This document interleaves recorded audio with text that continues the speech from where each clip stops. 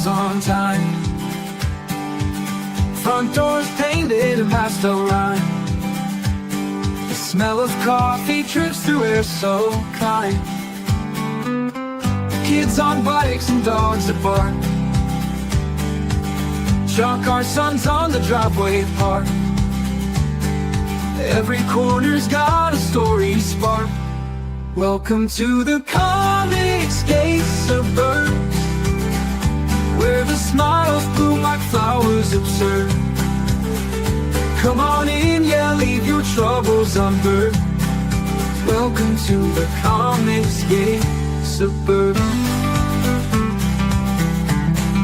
Welcome to the Comics Gate Suburbs. The fence is white and hard to glow. The evening's hung with the golden show. Street lights winking like they know. Barbecue smoke in the lazy breeze. Laughter tangled in the willow trees. This place will put your soul at ease. We've got tales to spin and jokes to trade. Life's a page where memories are made. Oh, oh, oh, oh, welcome to the Comics Gate Suburbs, where the smiles bloom like flowers absurd. Come on in, yeah, leave your troubles unheard. Welcome to the Comics Gate Suburbs. Welcome to the Comics Gate Suburbs. Barbecue smoke in the lazy breeze. Laughter tangled in the willow trees. This place will put your soul at ease. We've got tales to spin and jokes to trade. Life's a page where memories are made. Ooh, ooh, ooh.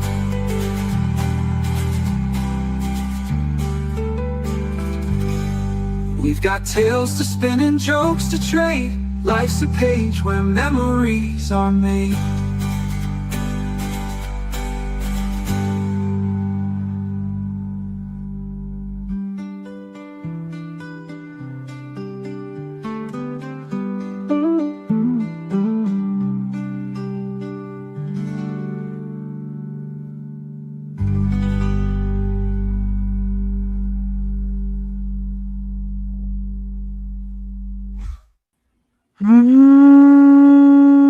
What's up, Comics Gate? That false ending gets me every time. Every time it just stops and the sound goes low, it dips down. I'm like, oh, the song's ending, and then it comes back. And I'm sitting here talking to myself.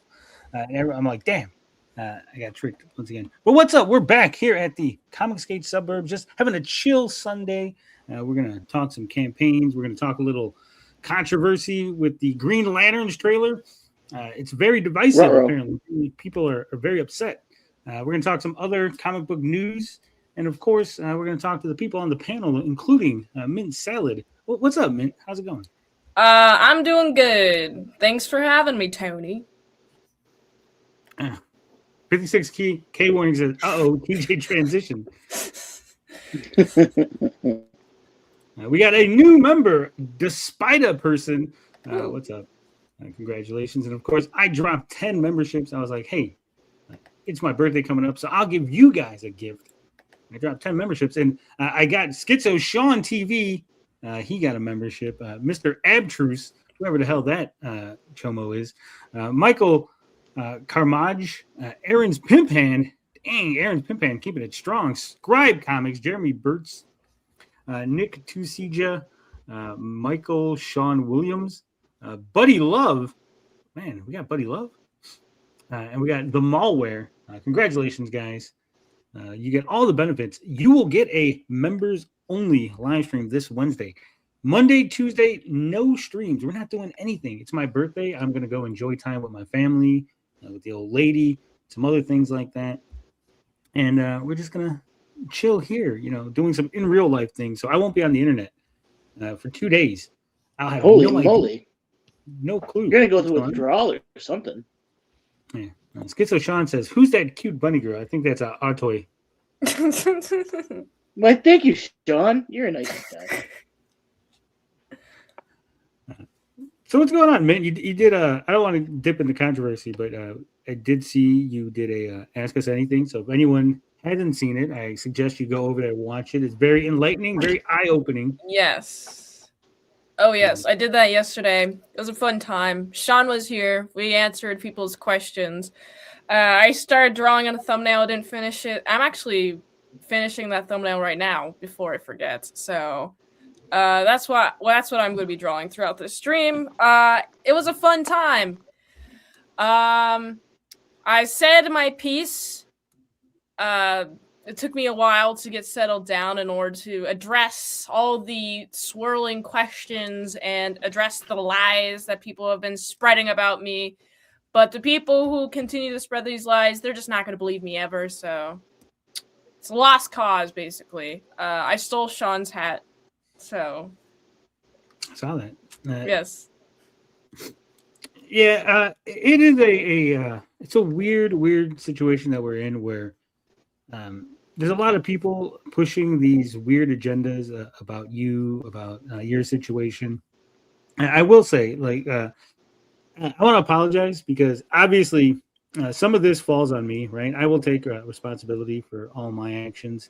And I was actually fooled by a lot of what was going on. I thought, when I met you guys, when you came here for C2E2, Riley put on a really good show, right? He put on a really good act. And as he does. I bought into a lot of what was going on, and I didn't realize the extent of things. And obviously, Saggy was right. Saggy constantly was like, "No, there's more to it. There's more going on," and I didn't want to believe it. You never want to believe those kind of things. So, right. Hopefully, everything you do seem happier now. A lot of people agree Yes. with me when I said, "Hey, Mint seems happier now. She seems more content." So I look forward to you guys doing comic reviews and other things, popping by the channel and hanging out. I have my notes for comic review right now, if I can retrieve it without moving the camera. Written by me. Unlike what other people say, I've written all my comic reviews. It's unfortunate that the lie is spreading that I don't write them, but I've written all of them. And I know they're going to say, but it's not the same quality. It's not as good as when they quote that Klippa wrote them, but it's like they're going to be exact same quality. I'm just going to apply them to first with the mainstream books because I feel like that's going to get clicks, and then like indie books at the back of those mainstream book reviews, because then more eyes can get on the indie reviews. Yeah, Angela says Mint and Sean look so happy together. They do. They were making googly eyes at each other. I was getting sick. When we went out to eat pizza, I was like, man, I was ready to ask the waitress to come sit with us. I was like, I need someone to talk to because these two, they're just in their own world. So true. But Autoy, what's going on? I heard you finished Daredevil Born Again. Yeah, I finished it today. It was really good. I mean, I have a few questions, but like where I left off before, Matt was just about to start his upswing. And that part was really cool. But this character, I'm not sure of. His name is Nuke. Like, is he like anything? Does he become something? He's a weird character. Like, they don't really go into like how he gets his powers and like where he really comes from, other than he works for the government and like the army controls him. But I believe at that time when the comic was written, because the character's gone through some like transitions and they've changed him a little, but I think at that time he was a government agent, which they basically tried to make like a new Captain America. Like, obviously they're always like trying to make new Captain America, right? And he had like two pills, and like the blue pill would like calm him down, and the red pill would like get him all hyped up or whatever, right? Like an amphetamine. Yeah. Okay. So I figured he was like some kind of government agent, and like being that Cap was there, I'm like, okay, so he's like a super soldier. Okay. Yeah. And he was in the Daredevil Netflix series. He was the original one. Yeah, the Netflix one, the original one. I don't And he was know if called they Nuke? use the name Nuke, but I know they the Okay. character's real name, whatever the hell it is. Simpson, I think. Yeah, Frank Simpson. Frank Simpson. Okay. Dang nabbit. But yeah, I mean, I love Daredevil. I mean, the fight scenes were great. You know what? It wasn't Daredevil. You know, it was. I'm wrong. It Wasn't was Daredevil? Jessica Oh. Jones. He was on Jessica Jones, not Daredevil. Gotcha. Okay. But yeah, so Maybe that's book 1 down in my mission to read more Marvel. Hell yeah. The art of that book is top tier. The stage of action is amazing. I mean, the story is good. It's a really good Daredevil run, I think. So what's next on the agenda for you, Antoy? What are you reading next? Next, I'm going to start Marvel Civil War. But again, I might need your guys' help because I don't have the tie-ins for this. Thinking about that. So there may be gaps I need help filling in. That goes all over the place. And there's a lot of obscure characters because obviously with the whole like Civil War, they the government is like, hey, you got to register, and so like Captain America and his guys go underground, and then the quote unquote bad guys on Iron Man's side, there's like obscure heroes and then like some obscure villains that like sign up, and some of them get new identities, some of them have the same identities, but they're like I said, they're very not well known to mainstream fans, so you might know who they are. Yeah, right. Okay. I've got a hardcover like A to Z Marvel Heroes book somewhere. I'm gonna have to dig that out just for that. That'd be fun. Morgan says McNiven. I don't know what that means. I know them, says CJH. So, Mint, are you more of a DC person or Marvel? Based off of what I've read, I like Marvel a little bit more. I just feel like DC kind of gets more into like the dark weeds of it all, and it's like a little too much at times. I like the bright nature of Marvel comics. Granted, I haven't read much Marvel or DC, but based off what I've read, I like Marvel more. I just like it's just more. It feels more colorful, more fantastical. Damn, you hear that, Altoy? That's another Marvel head on the panel. I know, man. I'm still holding strong for DC, baby. I have not read anything new, but I did go over my Cyberfrog Blood Honey. There was some talk about Cyberfrog this weekend, and I was like, oh, I haven't read this in a while. Let me go back because I do have I have Cyberfrog. I'm gonna do a Sturgis. Look, if Ethan Van Sciver is a scammer, why do I got Cyberfrog and I got Cyberfrog 2 and I got Salamandroid Colorine and I got Death Sting and Hudson Core and I got Deleted Scenes and I got Amphibionics and I got Dark Harvest. I read Cyberfrog an hour before I went on this panel. I think it's okay. The art is good. I mean, sometimes it gets a little bit too detailed to like read what's going on in the action effectively. I want to save like all my thoughts for like all my comprehensive thoughts for a review, but like my first like thoughts about it is just like I like the imminent threat of the Vispis. I just don't. My main thing is like so that the Cyberfrog and Salamandroid mom died, and because of that, all their cybernetics, Cyberfrog and Salamandroid cybernetics, like deactivate pretty much. But why did they activate again? Like, I hope it's further explained. I've only like read the first one so far, but that's like my lingering question: is like, why are they activated? I think it's going to get explained. Chelsin goes offline. I don't think she dies. I think she just goes offline. It's weird because obviously she's a robot, like a cybernetic thing. Yeah. Yeah, kind of that says makes she's sense. not dead. Okay. Yeah, I'm sure it'll be explained in the other ones. I just haven't gotten to them yet. There's my biggest complaint about Cyberfrog, and some people will disagree with me on this, right? But I think the paper stock, I know it's a weird thing to say, but I think the paper stock really hurts Cyberfrog because there's a lot going on, and when it's like you got all that like glare, because it's like, it's the newer paper stock. Like I'm used to the old where it's like newsprint, right? So there's no glare. Like when you're reading newsprint, there's no glare off of it. But like with this, there's glare, and then you're like trying to and there's so many details, right? Someone was just talking about that today. I think it was John Malin was talking about paper. John Malin was talking about like that, like earlier today, I think. Was he? Hmm. Yeah, so quality. So you might not be alone. Bad thing? I mean, it could be that's the thing, right? Like you have it's really good quality, but like there's a sheen to it that for me, like I'm an older reader, like I don't, it bothers my eye. Right? The paper on Heartsick Horror is better. It's a cross between glossy and newsprint. Right. I just watched Batman vs Superman. It was over 3 hours dark compared to the new DC.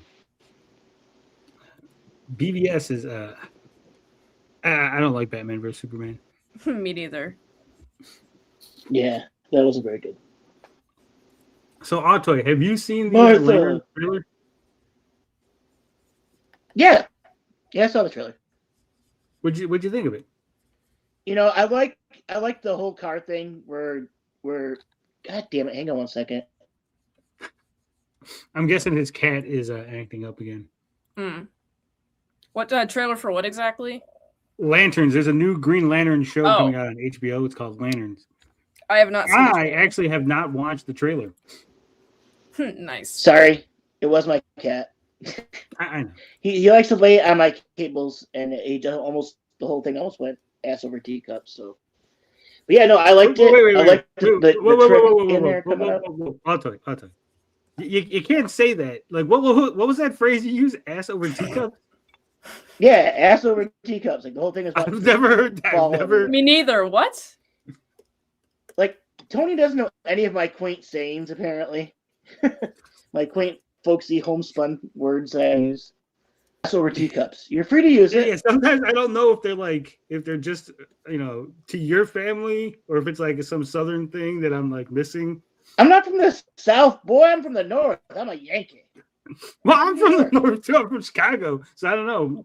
Which part of the North are you from? I am from Western New York, like out near Buffalo. Oh, nice. Yeah. But yeah, and plus I'm old, so I have weird sayings. Oh my God, Mint, read it again. The reason EVS went with the stock because the first book grew by many pages before it was printed. Who's broad, says Lance. That's Mint Salad. Yes. I'm me, Mint Salad. I don't know what else to say. I have not watched this, so let's watch this together. Hopefully HBO doesn't claim us, but they probably will. But with all due respect, we've been training for what, 2 months? And I haven't even worn the ring yet. Don't get hung up on the jewelry, Junior. You're just a fucking substitute teacher. You're not ready to get up in front of the class till the ring says you are. All right. Why did he do that? I'm assuming he did that as like a test because he was complaining about not wearing the ring. So he put the ring on the dashboard and jumped out of the car and was like, figure it out, basically. Like, save yourself. Like, throwing you in the deep end of the pool and say, learn to swim type of thing. I could have died. You want me to train you? I'm training you. All right, so we don't get to see it, but what are your thoughts on it? How do you think he saves himself? By putting the ring on. But obviously with the ring, but I'm saying there's got to be more to it. Do you think he puts the ring on, flies out of the car, makes a bubble around the car, makes a track so the car can drive on it and doesn't destroy the car? Okay. Well, that's a good I question. mean, there's so many things. You have a Green Lantern. Because John was a soldier. He was a Marine, and then he became an architect, and like his constructs are really, really intricate. So I'm for something like that. And it's his first thing. Probably just a bubble at first, just to wrap around the whole thing and maybe even bounce when it hits. But that'd be my guess. I think maybe he just flies out of the car because he walks up, right? He walks up to him. It doesn't look like there's no car. Well, Reside. You want me to train you? I'm training you. And Something is off here. I can feel it.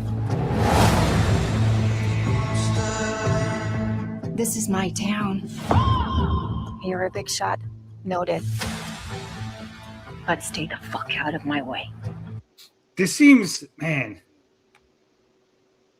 Like if you told me this was a like gritty cop show that had nothing to do with DC, I would believe it, right? Like it doesn't feel like so far. It doesn't feel Green Lantern-ish or comic booky, right? Well, they keep saying it's supposed to be like True Detective, which is odd. I don't know. This doesn't feel good. We'll see.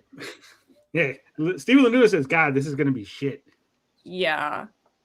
Stay the fuck out of my way. Okay, woman who's like shorter than them. What are you gonna do? Are you just hiding behind the power given to you by the state? But like, if you didn't have a badge, they could just beat the living shit out of you. Like, I don't like this already. Otto is from the 1930s. His reference points slay me. Hey, I'm not that old. Hidden Hand says, "Why can't it be like the Green Lantern?" I'm assuming that it is going to be down to earth, more detective than Green Lantern because the budget doesn't have enough money to like do the effects. Which to me says, just don't do a Green Lantern show then. Like if you can't afford the effects, don't do the show. Think she hates your guts. It's the way she hates them. This is a stupid plan. This is a stupid trailer. That I don't doubt. The Green Lanterns. Oh, Is that a yellow suit? Which looks brown. No, it looks brown. But I don't know. It's like really faded brownish green. I don't get it. I don't know. He is he's playing Hal Jordan, right? The white guy. And he wasn't Parallax in the comics? Yeah. Maybe it is. Maybe I'm right. Maybe it is a yellow suit. But we got Eric Winberg with the big $2 super sticker. What do we got for Eric? We've just received word from our truck that you've received a super sticker. Let me guess, Eric Winberg with the Shibu Inu, baby! That's right. Thank you for the super sticker, Eric. We appreciate that. Shout out. Brings us up to $769 in the Own Our Enemies Fund. We are owning these enemies. It looks like dirty yellow green. Yeah, see, I agree with you, Angela. Yeah, it's weird. But maybe that's just like you're doing that for the trailer and then it'll look better in the show. I don't know. Yeah, in the show to have that glowing Ryan Reynolds CGI on it. I don't know. Maybe. You didn't like that, Altoy? It was a little much. Like, that was too much CGI. You know what I mean? Like, this is going to be too little. And, like, that movie was too much. Like, it's, I don't know. We shall see. Let me play some more. is to protect people. And we both know I do a better job of this than you. This is my job. As long as I'm alive, that ain't changing. So take a deep breath, Junior. Like nothing in the show. They're not showing anything that feels superhero. It could just be like they're just two police officers, and it would just be the same show. Like nothing screams this has to be a Green Lantern show. Also, it's just right.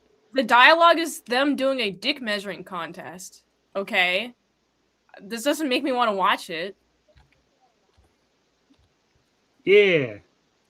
You're old. You're tired.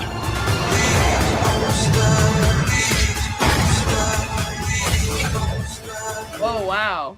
Your time is up.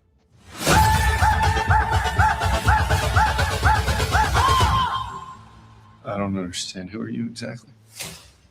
Hal Jordan, Green Lantern. Why? Who doesn't use this ring whatsoever, you know? What are you going? He pointed his fist at the guy. I don't know. Hal Jordan, Green Lantern. Right there, boom. See, he's gonna bust out his ring. Maybe he'll actually use it. It even glows. Boom. Wow. Favorite hero. What is he gonna do? And I can't get it right. In August. Have you ever talked with the other lanterns? I'm the only human. They're aliens. One of them's a fucking squirrel. Wow. That Got him. they got me 100%. If Chip's in this show, the same.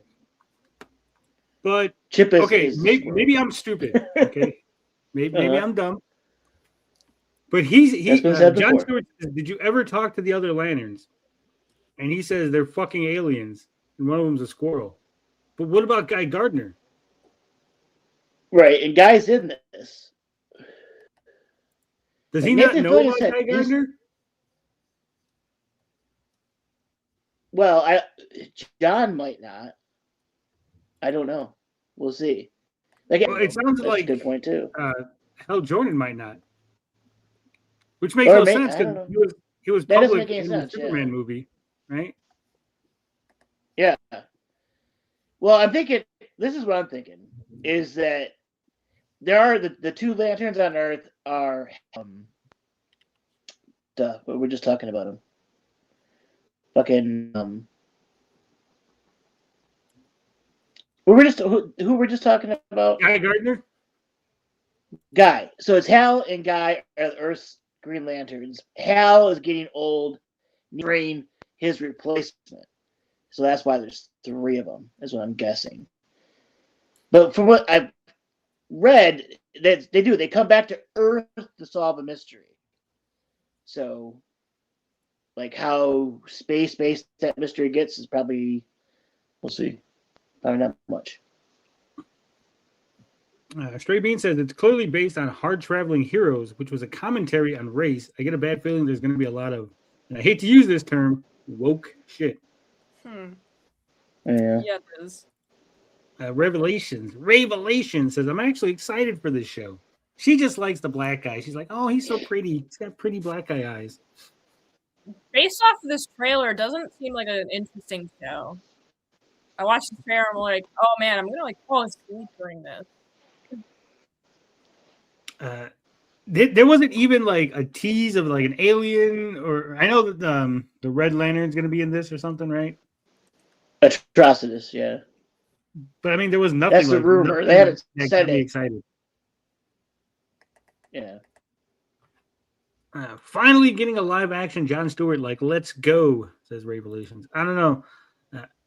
To me, there was nothing. Like, I'm not a big DC guy to begin with, right? So you really have to get me invested and interested, and there was nothing in there that was like interesting enough for me to get invested. All right, we got somebody in the back. Who is it? It's TJ Laser. What's up, TJ?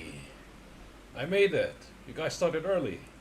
No, we didn't. We started at 8:00 like always. Oh, I forgot. We're on daylight savings over here. TJ. Oh shit. Well, I should have known. Here we are. Yeah, yesterday we jumped ahead an hour.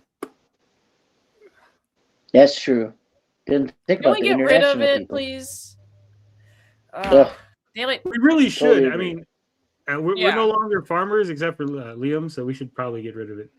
Yeah. I get up Yeah, before but with the his sun anyway, diet, just he to have to go won't to be work. much longer. It's not conducive. Aaron is a really good actor. I think this is a perfect casting. I mean, I think he's a good casting for Jon Stewart. I just think the show itself does not look very appealing to me. But I'm not the only one, because it says, look, 5 reasons DC's Lanterns trailer is so divisive. TJ, what do you think about the trailer before we get to the article? I have to wait and see. That's my opinion. Like, I want to see more.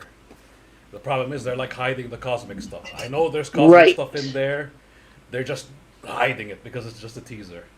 You know what I mean? It wasn't a teaser. It's a full trailer. It's not. That's the trailer? Yeah, it's like It's like a 2-minute trailer.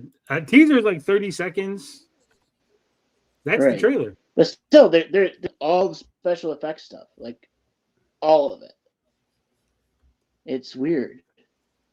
It has me curious. I'll just say that, like, cautiously optimistic.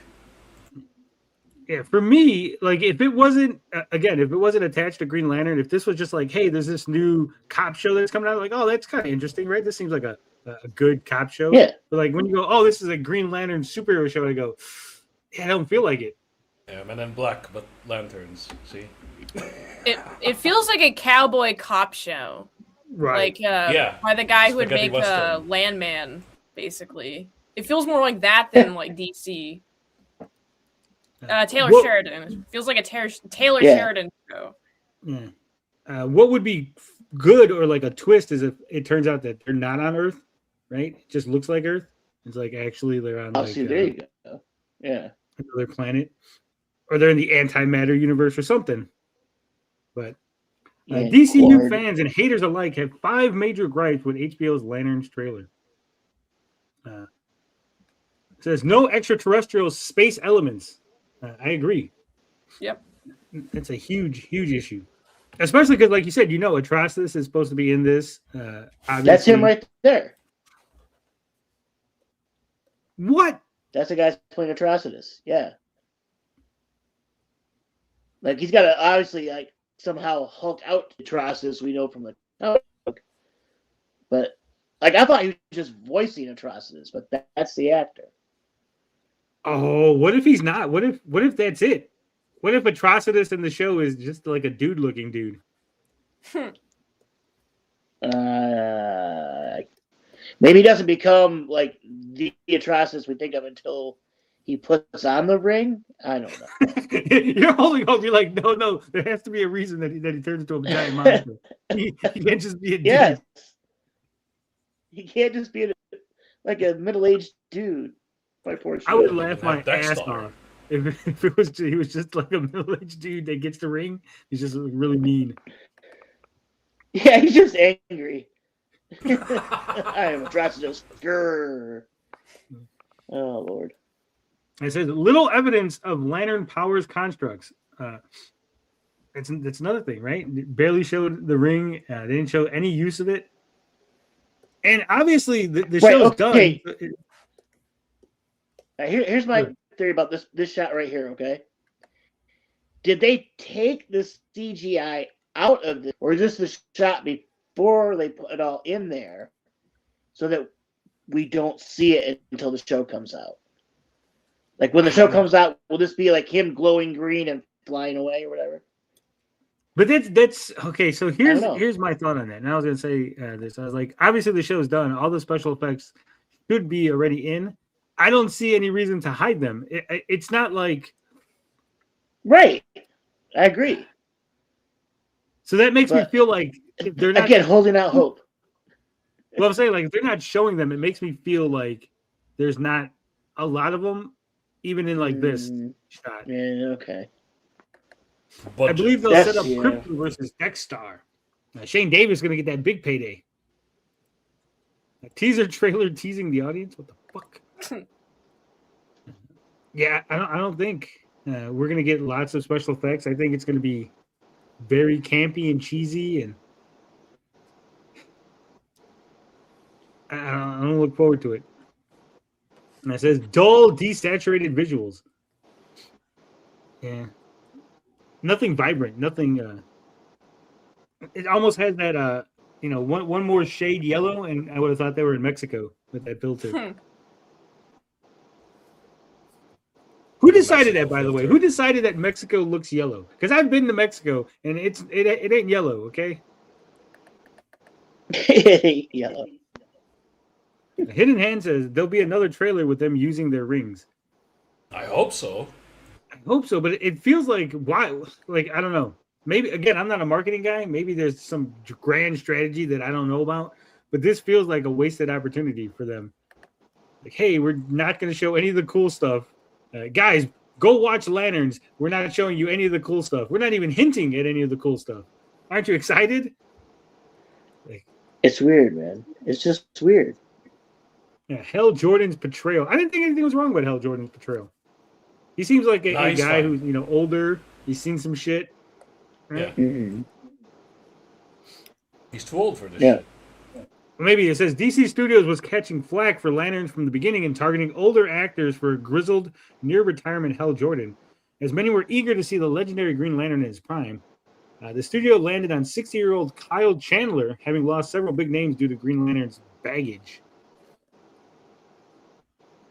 I think it's a good idea to go with an older Green Lantern, because you can always go back and tell stories with another actor playing a younger Hal Jordan, right? Flashbacks, yeah. Yeah, sure. The brown suit. Ooh. See, look at in this shot, it's more yellowy. Like there's dirt on it, but like underneath the dirt, like the cleaner parts look yellow. Yeah, it's just worn out. Is this supposed to signify that it's been used? Yeah, it's supposed to be like old and damaged and sitting in his closet collecting dust. But it's where they're going with an actual uniform though too, because like usually the uniform is like a construct of the ring. Like Hal would want to stop being Green Lantern. The suit would come off and he'd have like his flight jacket and jeans and shit on underneath it. Speaking of uniforms, you know how the Flash has his costume inside his ring, right? Yeah. And he shoots out the costume, and then he like gets naked, puts the costume on, puts his clothes in the ring, right? But he does it like super fast and no one sees him. But Superman can move at the same speed as Flash, so he sees like the Flash naked every time like they go into battle. Yes. Barry and Wally, you've seen their dingles. Yep. Do they know everything. that? Do they ever address that? Is there ever like a throwaway line or like, hey, you could have went behind the building to do that? Like, I can see you. That would be hilarious. I don't know. Like, man, it's cold outside today. How, Wally? You would think with like James Gunn running the studio, you would like think to put that in, especially since that's his signature style. Steve Lewis says Superman awkwardly turning away. Like everyone's like, "Hey, Superman, why do you always close your eyes whenever Flash changes into his costume?" Why are you always blushing, Superman? Connery says, "Why do all the uniforms look like they came from the same factory, despite them being from different worlds?" That's a good question, because this does kind of look like almost in the same vein as the uniform that the Justice Gang had on, right? And Superman, true. Yeah. It's like they all have the same manufacturer for some reason. Same tailor. It's just one intergalactic tailor for everybody. The MCU have the same problem too. I don't know. I'm getting bad vibes. I'm not the only one. But who knows? Maybe it'll be good. Maybe it'll be a big surprise. But HBO brutally responds to Lantern's green suit controversy. Fans are tearing apart the DCU's Lanterns online for one major reason. It says HBO Max made it clear that it isn't fazed by Lantern's recent controversy over a general lack of green in their trailer, most notably in the superhero suits. The streamers shared a picture of a green bowl that Hell is seen eating from in the trailer and pondered, "What do you mean there's no green? Damn.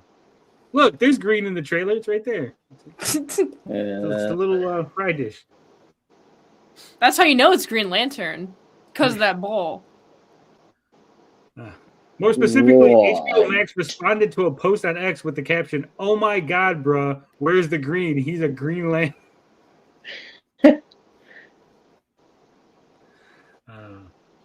That post from FW Sanji piece. Man, they're just responding to just random people. This is how you know the studio is really worried, right? Because they're not responding to like a big account. It's like, oh, what the hell's her name? The well chick, right? Like this is like some nobody account. That Grace Randolph. Yeah. Yeah.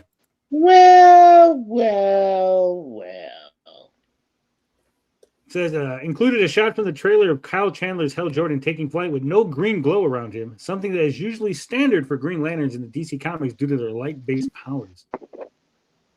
While some have expressed hopes that Jordan and Jon Stewart will glow green when flying in the finished product, putting the issue down to unfinished CGI, that is unlikely to be the case. In last year's Superman, Nathan Fillion's Guy Gardner didn't emit light in flight either, making it likely this more likely style of DCU. So I didn't even notice, but apparently Guy Gardner doesn't have a green light around him when he flies.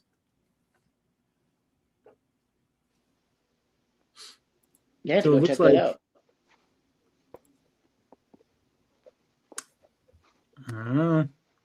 Those chip bowls are usually red. Now I've seen them in all kind of colors. It depends on the restaurant. Like when I've gone to burger joints, they're usually red or red or brown. But I've seen them in green too, green and blue. The budget went to the different colored baskets for each table. Do you think he's making that basket like with the lantern ring? Nah. He's like, I want it green. I'm gonna make it so. That would be insane if that was the made his own basket. But all right, so we got the Lantern's biggest controversy so far came from a Jordan superhero suit, which lacks much green for a Green Lantern costume. Furthermore, the suit appears to be made of leather and a Kevlar-like material, as opposed to being a light-based construct that spawns from the ring. Exactly.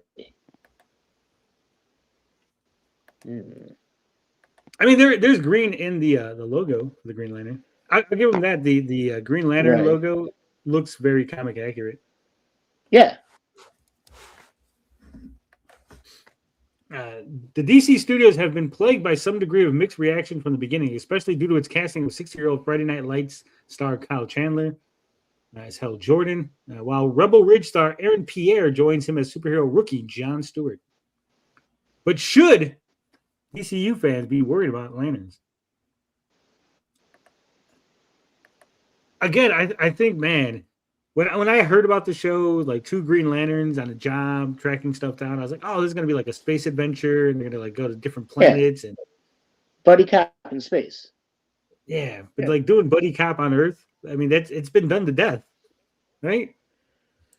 It feels like they're trying to capitalize on like Western popularity right now because of all the like. It screams to me Taylor Sheridan, like James Gunn's like, that's popular right now. We got to do that. And it's like, but the audience is like different though. It feels like he's trying to appeal to those same people that like those cowboy shows. In the comic book show. I could see that. Yeah, exactly. With the rest of us. Yeah. Appealing to the normies. Will that backfire? Right. Yeah. Says even if the DCU's 2 Green Lanterns are introduced in a more grounded HBO series, that's not to say they won't fly high to handle sci-fi matters in the future. In fact, if Lanterns prove successful, it could open the door to a true Green Lantern movie embracing the character's cosmic nature in a bigger way. I don't know. I think that would. I think this is a double-edged sword, right? Because if it's a grounded, Earth-based Green Lantern show and it's successful, then I would think that they would make a grounded, Earth-based movie, right? Like, why would you like do 180? Like, hey, the show's a gritty cop thing, and then like the movie's a sci-fi thing. Like that would alienate the audience, right? Why can't they just do it like what the people in the first place? Why can't they just do the space show and then if it's successful do like a movie? I don't understand like the flip, or even I don't understand doing it grounded in the first place. It's not supposed to be grounded. Yeah. It's a Yellowstone universe. It's not. I got into Green Lantern in the first place is because it was a science fiction type superhero. It took place in space, a lot of it. You know, I mean It's a huge part of it. What if If you're they don't take right, the cosmic stuff Autoy? out, it's gonna be weird. What if Yeah. you're right, Autoy, and all the Okay. CGI isn't done, and then you go to watch the show, and like all the human characters that you see are actually all aliens? They just haven't put the CGI in yet. All right. Or there's lots of flashback scenes, and they're all in space. It's like the first Star Wars. Like if Yeah. they were gonna do gritty and grounded with Green Lantern, then just to the 40s and make it like a film noir type setup, that would be great. Samba Gogo says be finally. limited CGI. Yeah, he says finally some talent on the show. Mint. Apple's in the chat. And Green Lantern hasn't had the best media track record. No, it hasn't. It's true. That Ryan Reynolds movie was rough. Ooh.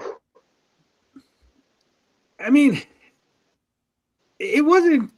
I'll probably get a lot of flack for saying this, but I didn't think it was terrible. I thought it was a decent movie. Again, I'm not the biggest DC guy, so if there was some sort of inaccuracies in the Green Lantern movie, I definitely don't know what they were, right?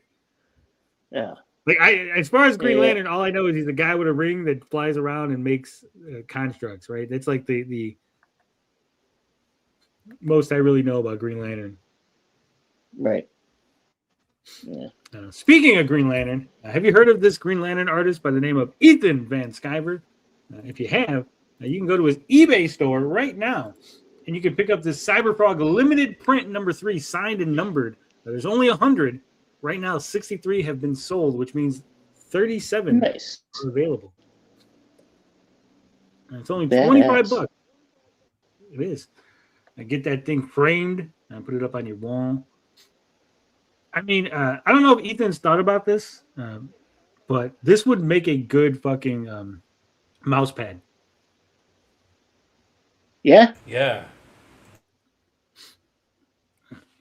I don't know if you guys are. Do people even talk about mouse pads? I know like it was a big thing for a while, like getting like fancy mouse pads. I got a fancy mouse pad, right?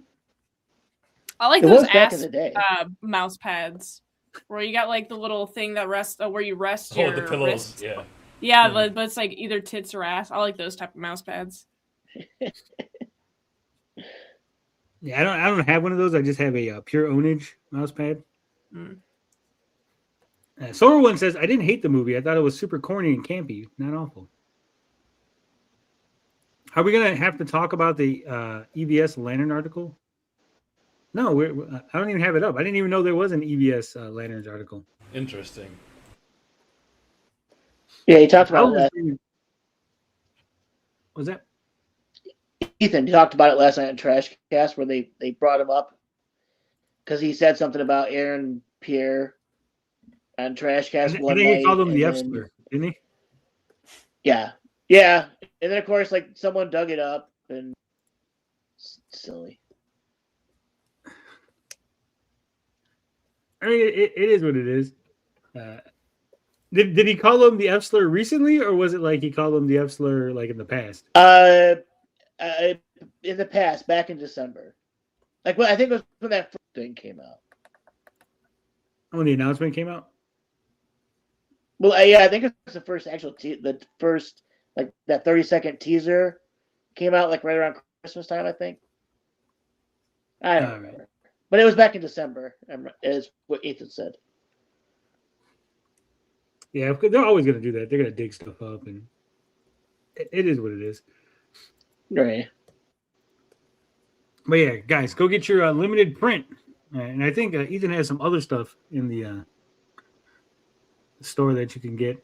Some other goodies, right? We got the limited print run. We got the number 2. I think there's a couple. Looks like there's 100 of these. This was limited to 200. I like that one too. One had Salamandroid on it. Read It All catch-up set. Look at that. $250. Get everything.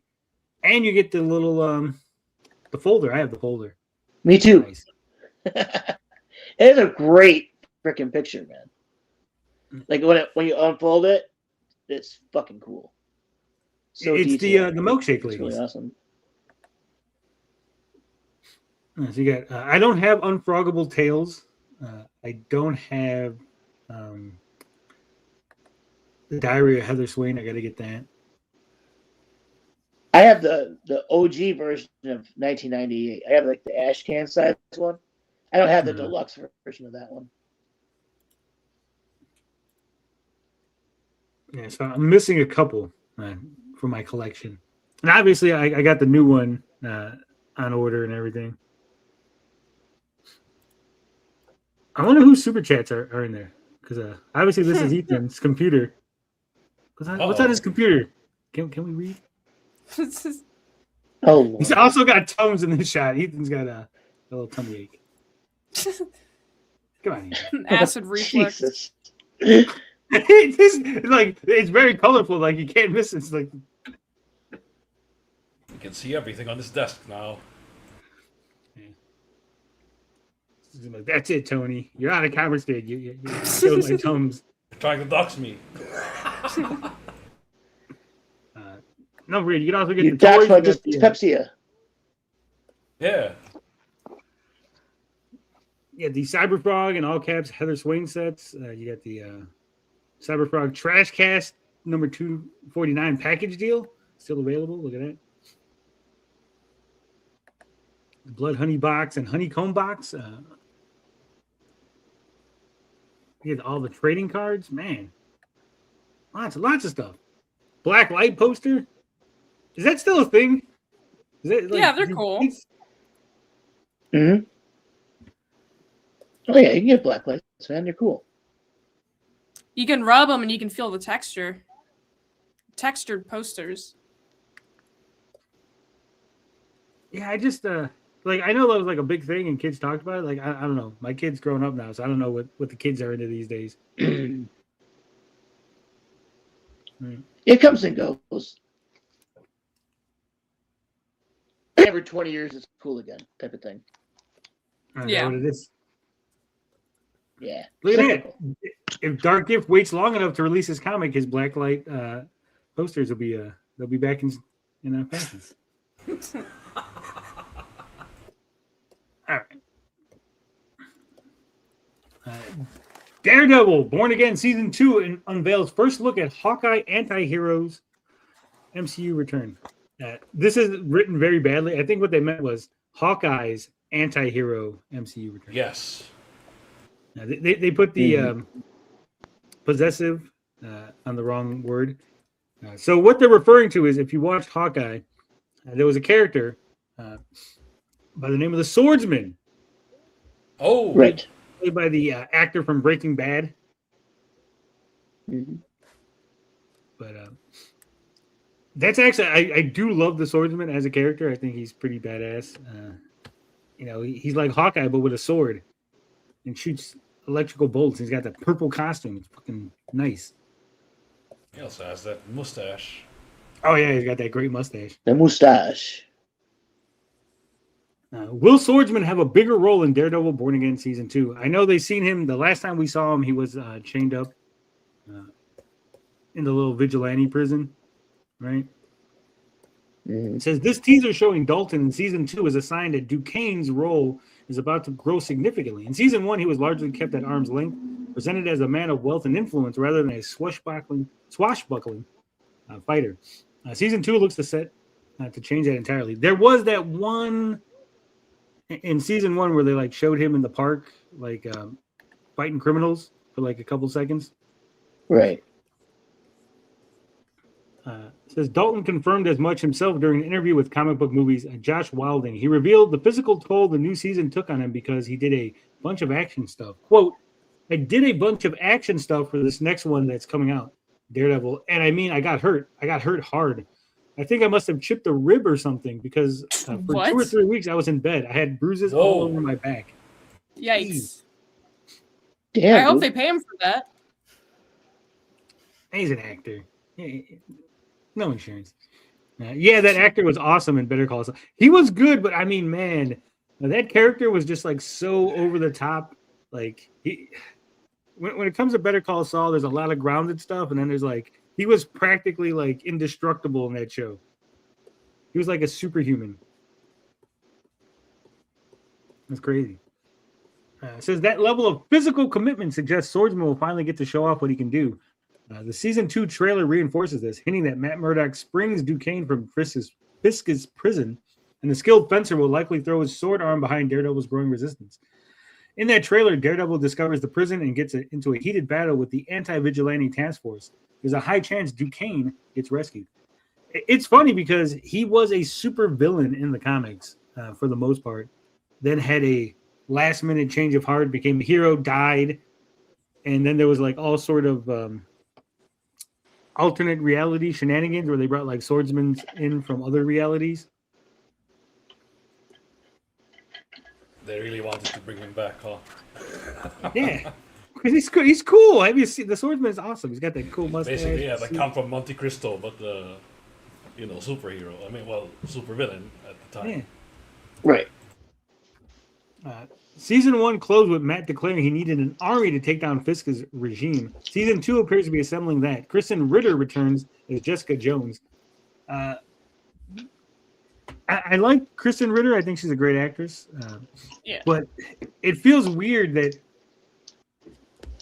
she's going to come back because she's super strong. It's like, look, we have someone that's as strong as Spider-Man, maybe stronger, right?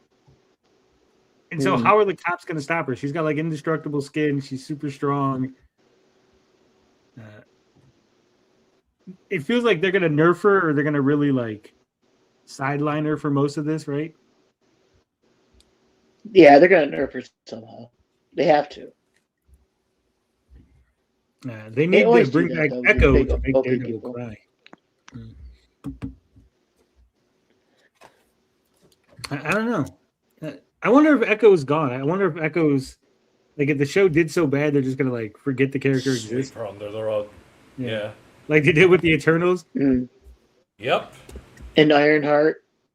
Yeah. No, I think Ironheart's coming back. No, really? Yeah. Because of the whole Young Avengers thing that they're doing. Oh, true. Yeah, that's true. If they actually do that too, you think they'll actually do it? I think so. I think for the new. I mean, these Young Avengers are getting old. Yeah. They're not so young anymore. They're just Avengers now. Yeah. Yeah, they're just Avengers now. So I think they will because I know they want to push. What's her name? Chick that played Hawkeye. What's her name? Oh, Haley Stansfield or whatever. Yeah, Haley Steinfeld. They really want to push her. Steinfeld, yeah. The chick from Ant-Man. They want to push her. So I think they will. Which you know what? If you actually look.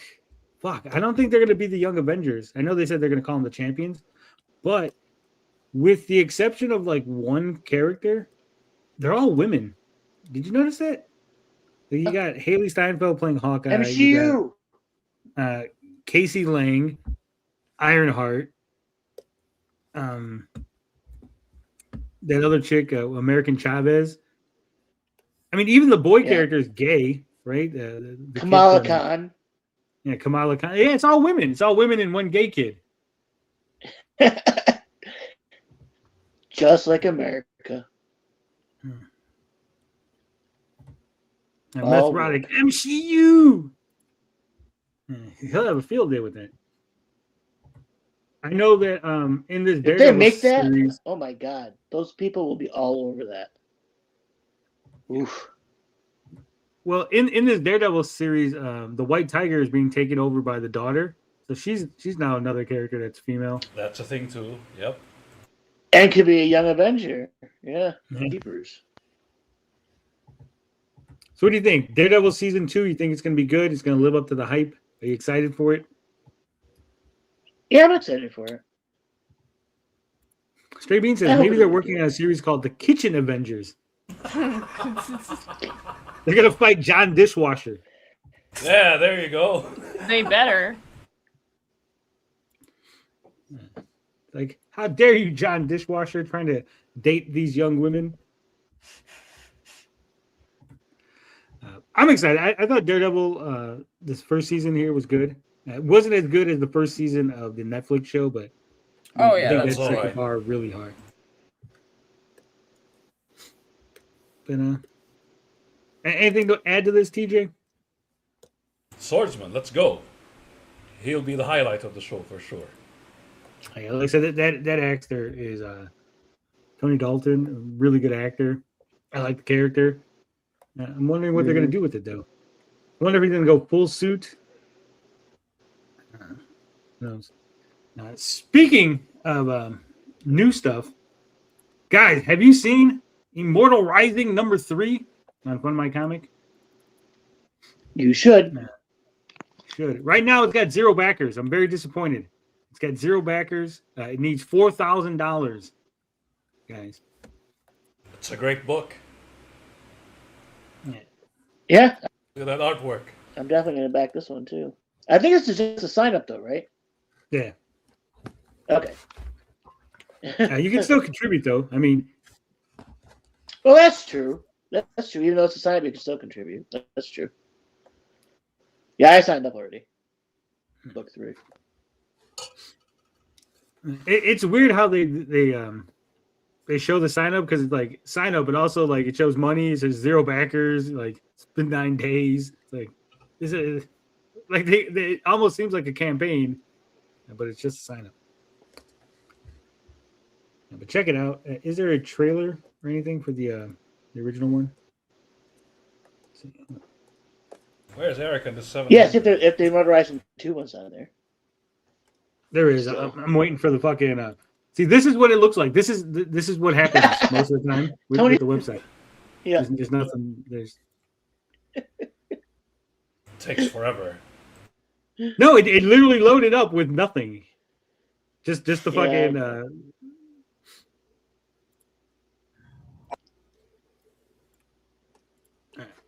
I'll find you, Locutus, my creator.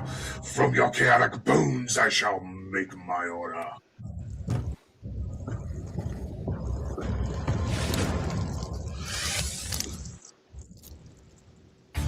Congratulations, recruits. I'm so excited. I don't want to babysit 2 spoiled princes. I need to make a good impression for the soldiers. This is a silly waste of time. What? Is that my long-lost magic ruby? See how they got like words and stuff? I think it adds to the trailer. Empress, fine. It's a good trailer. Your will is my command, my master. We're invading Terra to find Balmain's ruby. Look at that booty. Hell yeah. What action? Go forth, save the innocent, and punish the wicked. Yes, Father. I have an easy life. But is that all there is? The ruby could win this. I do like the art on this. It's so Let's like a kick cartoon. the nest and see what falls out.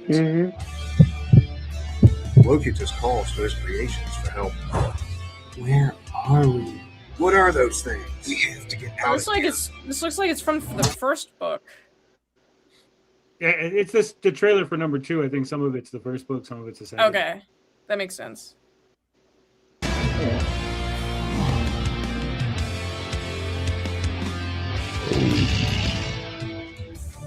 Have the gods gone mad? The Bomanites have invaded Terra. Has the last shard of Locutus' heart been found? The war cannot continue without the heart. We can't risk losing it if it's there. You've come to the wrong place. Terra is of my protection. And you get the Jimmy Reyes cover. The Corey Barton or the Jose Garcia covers.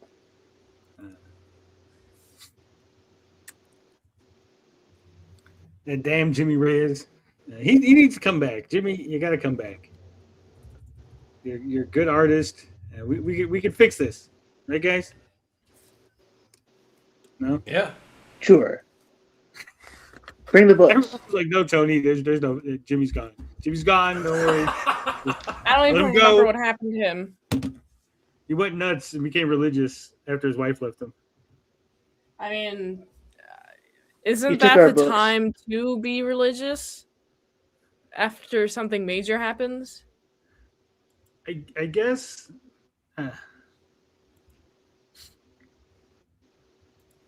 I'm religious in the respect that I believe in God. I just don't believe in organized religion.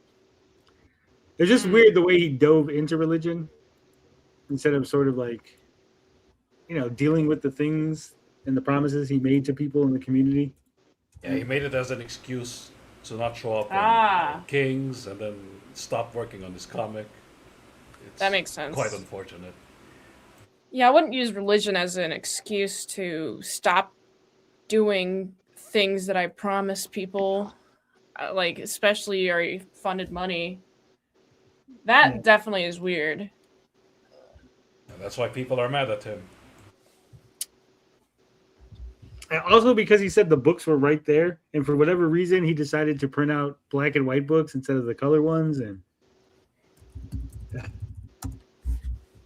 just so much. We got something that I know Autoy will love, because there can only be one. Woohoo, Highlander! Let's talk some Highlander. Highlander revives its mythic origins in the original screenplay graphic novel. Ooh. It says, per a press release from Titan Comics, fans can now look forward to reliving 1986's Highlander in a whole new form. Slated to be released on November 17, Highlander, the original screenplay, will revisit the classic film too, as the press release notes, present the immortal saga of Connor MacLeod as it was first imagined. Huh. Cool shit. I'm definitely getting I wonder that, if dude. it'd be like a director's cut almost. Maybe. It says, written by original screenwriter Gregory Wyden. Highlander, the original screenplay, is described as standing, quote, as both a celebration of the franchise's origin and a thrilling new entry point for readers discovering the immortal legend for the first time. Readers can check out several interior preview pages from Highlander, the original screenplay, down below, which features the iconic character's 1986 Highlander as illustrated by the critically acclaimed Seisman Kudrasky. Look at that. Very cool. Very nice looking art. Is that something that you would pick up on Toy? Oh yeah, I'm definitely gonna pick this up for sure. Especially Like original screenplay, because like when they originally shot the movie, it was like almost 4 hours long. Yep, all the extra lore they cut might it down to actually 90 be in the minutes. comic. Right, that's what I'm hoping. All the lore that didn't get put in the movie is in this comic. Oh, that'd be so amazing. Yeah, fuck yeah. So there was a 4-hour fucking cut of Highlander originally? Yeah. Well, yeah, when Russell Mulcahy turned in the original cut, it was like 3 hours and like 40 minutes or some shit. It was crazy. And they cut it down to 90 minutes. So much more with, like, the whole thing with Sean Connery is like, what you get is, 10, 15 minutes of screen time or whatever he's got. But like in the original cut, he's got like an hour. You know what I mean? It's way different. I'd like to see, at least in the comic form, that story. That'd be great. It says Titan Comics editor Jonathan Wilkins said of the upcoming graphic novel release, I have been a fan of Highlander since what feels like the dawn of time. So it's a genuine thrill to bring this story back as originally envisioned by the man who created it. That's not how you spell envisioned. Envisage? Envisaged. Wow. Yeah, envisaged. Envisaged. Is that a word? I've never heard of that. Well, if it is, we all learned a new one today, and we should be grateful. There's a promise that the graphic novel will grant an even more intimate look at the iconic series. Quote, it's been a genuine thrill to work with Gregory to discover the various avenues his story explored before filming began. So get ready to visit the blood-stained highlands of the mid-1500s and the seamy? I think that's a bad word there. I know it's a quote, but I think he meant seedy. Seamy streets of New York? That could be right. I've never. What the hell is They're see me? using real words. Envisioned is Right. a word. Envisaged is a word. Contemplate or conceive of as a possibility or desirable future event. Man, we're learning new words because see me means sorted or disreputable. Disreputable. Yep. I've never Right. heard of that word before. Man, it's like an That one I education knew, lesson but here. yeah. All right. Well, good. See, look at this. I'm happy. We're learning. We're learning things. Someone who can actually write. Holy shit. The early 1980s for a spectacular take on the immortal tale. Highlander is a cult classic fantasy franchise. You think? 1986's Highlander was directed by Russell McKay from a screenplay written by Whitten, Peter Bellwood, and Larry Ferguson. The film introduced the world to Connor McLeod, portrayed by Christopher Lambert, who plays the best Raiden ever. I don't give a fuck what anyone. Yes, totally agree, dude. Christopher Lambert as Raiden was so funny and so like good. It's one of the highlights of that fucking Mortal Kombat movie. An immortal warrior who wanders the earth battling others of his kind. Those who can only be killed by beheading and who are capable of absorbing the powers of their felled foes. It says, although Highlander was far from a critical darling or even a financial success upon its release, the film kicked off a massively popular franchise that has come to include 5 live-action feature films, 1 animated feature film, and 3 separate television series, not to mention various web series, novels, comics, and the upcoming reboot film starring none other than Henry Cavill and Dave Bautista. Hell yeah, baby. You hear about this a lot. Like, if you go back to the 80s, and I would say early 90s, there's a lot of, like, movies that failed in the theaters and then, like, did huge business on home media, and then ended up like spawning sequels and stuff and becoming like a big franchise. You don't get that anymore. Like I think with the absence of home media, you really don't get the like, oh well, it did really good on DVD, so like we made a sequel anyway, right? Actually, rent movies like before you can even buy them, like at Walmart and shit. Like you had to actually go rent them, dude. Stuff took off just by word of mouth.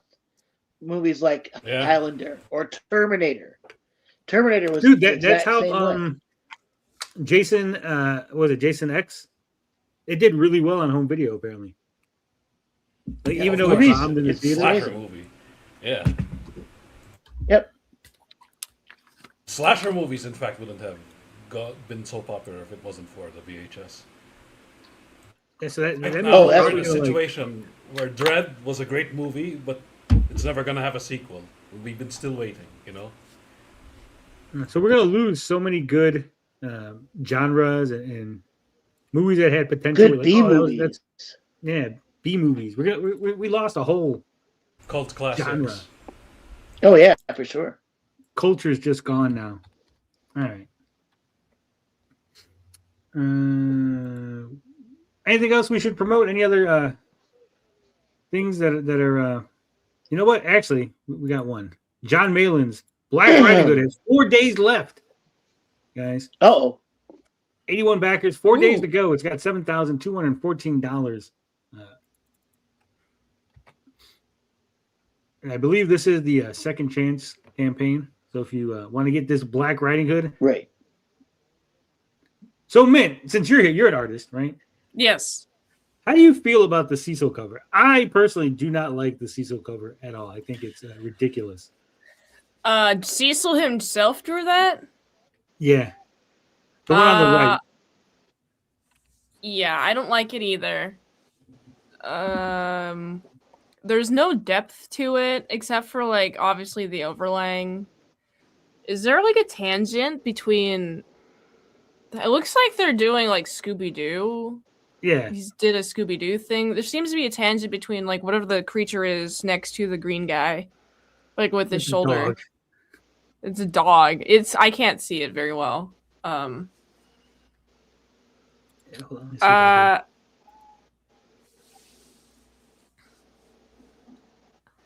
Yeah, there's a tangent there.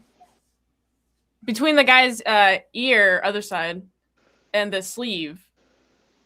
So I immediately am just like, okay. I'm not a big fan of this. This seems like a shit post. Yeah, that's what I said. I said, like, if this was just something that was like, hey, here's my cover, it was like a joke, ha ha ha, and then like they didn't actually use it, right? but to actually like charge people money for that. Honestly, if I bought that cover, I would regret it in like 5 years because I like look at it, I'm like, oh, okay, this looks like shit. Even if I'm like, I know the context, I just, it's not like a piece of art that I want to preserve forever. Oh, we got a $10. You know what that means. We're going to get some Air July action in a minute.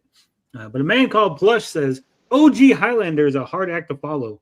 Queen plus the wrestling intro with the fabulous Freebirds. Connery being Scots and somehow Spanish. 80s charm is hard to replicate. Yeah. That's true. They are going to be using the Queen music, though, for the new movie. Are they? But are they going to have wrestlers? That's the question. Niggas can be gay too. Whether you like it or you love it, whether you're kissing or you're touching, the ride or lust, I know you love it. Niggas can be gay too. There ain't nothing you need to hide. Video games won't really survive. Tomorrow you might not be alive. Niggas can be gay too.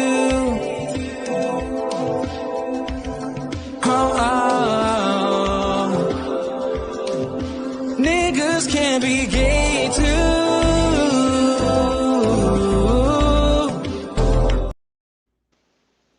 All right, we didn't get to this last week, or not last week, yesterday. Man, technically, I guess today's Sunday. This is this week, and last week would have been yesterday, which is weird. It's always weird.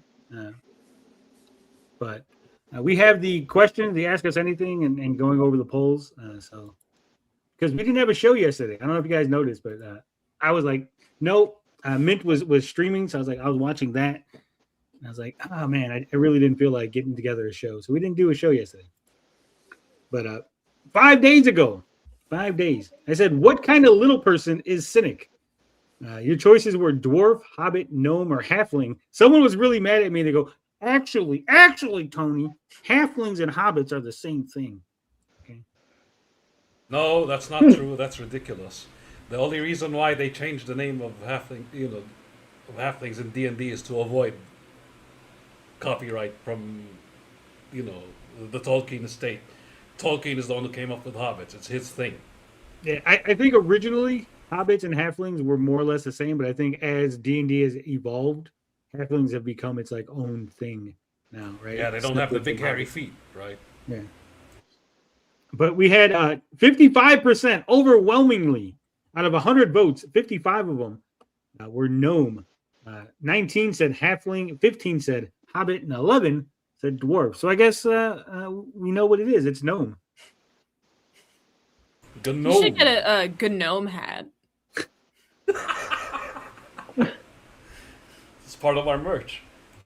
I said, are you bored of mocking cynic? 121 votes, 64% overwhelmingly. Jordan, No. It never gets boring. I mean, he's never going to stop mocking you, so why would you ever stop, That's what I told Ray the other day.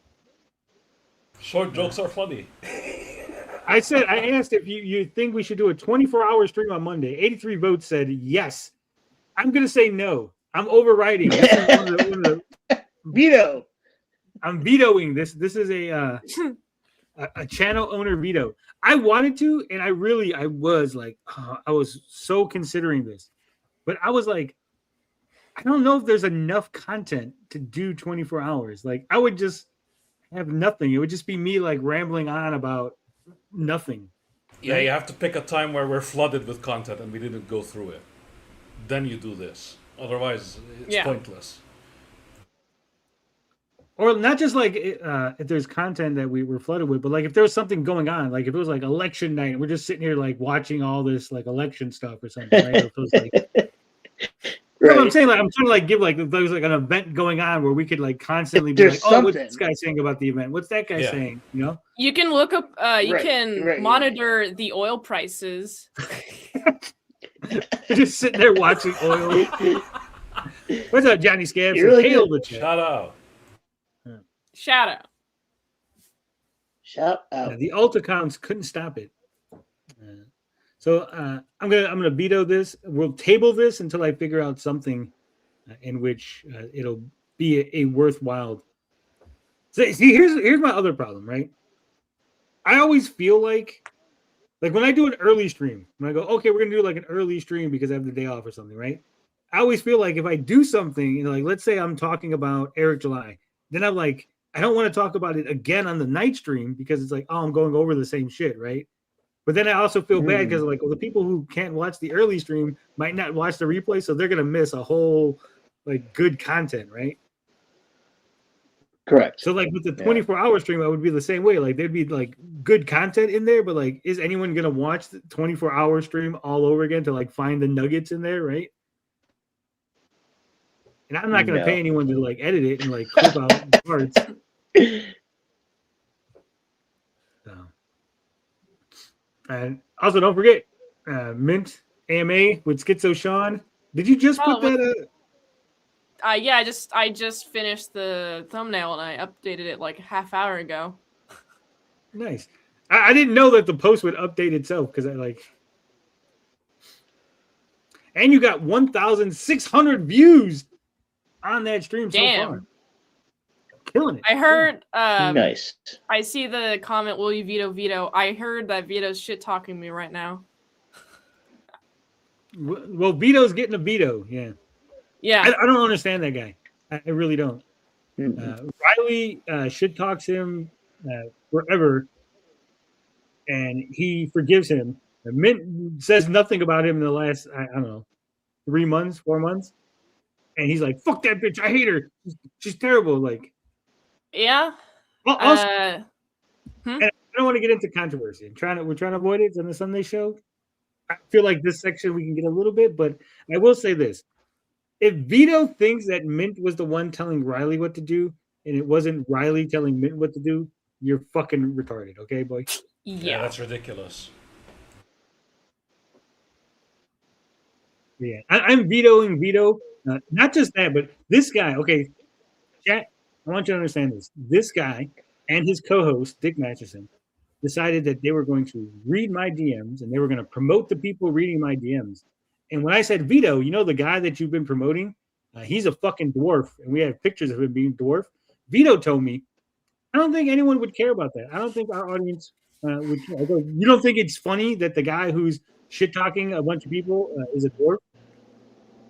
Well, Tony, which one is he again? Is he the main one? Yeah, Vito, he's the main one. The main one, Vito. Oh, God. It's almost like they're trying to push a narrative, you know? Yeah, it's almost. Yeah. So. You aren't ready to do the AMA segment, then. I am. The Ask Us Anything. It's not. We don't do an AMA. We do an AUA. Because everyone has to answer the questions, not just plural. Me. Yeah. Morpheus says, teach me all about the law class lore, all 2 years of it. Okay, so oh dear God. When I was in high school, at the end, after I graduated high school, right, there was a period of time in high school when I was like, man, I really want to become a priest, right? And so I was doing all the things in high school because I went to a Catholic high school, right?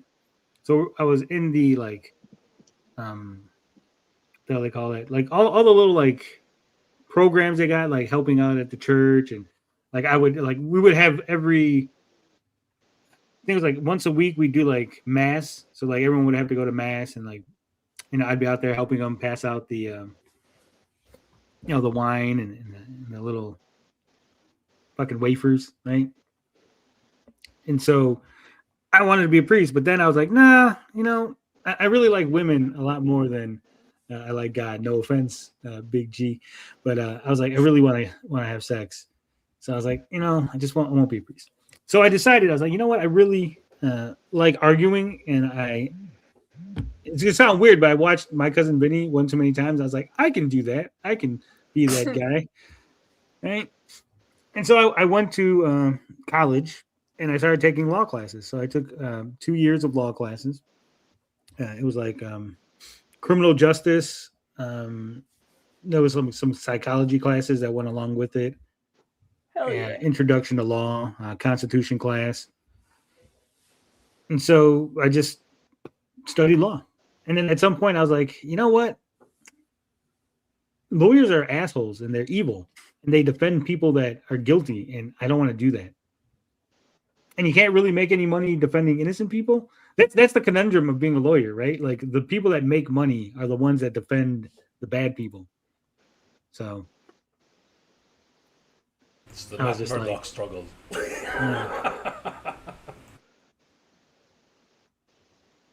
All right, just another guy says, "Do you think Cynic is lying about his job? In my opinion, I think he used AI to quickly forge an excuse not to show his face. He doesn't even need to show his face to disprove us." Shaking my head. I do not think he's lying about his job because I know he's not lying. Yeah, he works for a realty company, and there are certain things that they have to sign in order to be realtors, right? Because again, you are giving homes to everyone of different races and ethnicities and religions, right? So you really can't, like, if you're out there going, F you, N words, and I hate gay people, and they go, how can you be trusted to sell a house to those people, right? And so that's like, he can get fined and all that. But the problem is, no one makes him do that. That's his choice. He knows what he signed. He knows what agreements he had. He knows that if he gets found out for doing these things, he can get in trouble, right? That's on him. And that's why he doesn't want to show his face. Yeah. And it is a convenient excuse to hide his dwarfism. Just another guy also says, I don't have Twitter or Reddit. I tried making an account, but I'm just lazy. Usually I have the stream or just listen with a headphone. It would be great, just a small segment for you to report anti-CG church slums recent crash out on Twitter. It was hilarious seeing the memes on Twitter.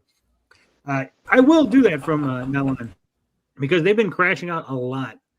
Apparently, he tried to tell Straight Beans, I'll get on camera if you get you, Tony, TJ, all of you on camera at the same time. And I said, okay, I'll get on camera. Don't worry.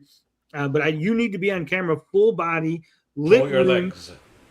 We got to see your whole thing, right? Your legs, your face, everything, lit body. And you have to hold up a piece of paper, a blank piece of paper that you'll write on whatever the chat tells you to write on, because this will allow you to not have any sort of chicanery, right? You won't be able to put a video. You won't be able to use a camera that's actually a video feed, right, of some other person, right? If I say, hey, hold up a piece of paper that says Cynic, you could pay someone on Fiverr to make a video, and then you could play that through, right? Because there is programs that you can use to stream a camera and to make it seem like it, or stream a video and make it seem like it's a camera that's on, right? Did you specify the size of the piece of paper? Like, it has to be the 8.5 by 11-inch paper. Cindy is still saying he's just short, not a dwarf. Sure, Cindy, sure. Oh, well, I mean, maybe legally he doesn't qualify as a dwarf. You know, I don't know what the medical requirements are. Like, actually, he doesn't have dwarfism, but he is just as short as a dwarf, right? Like,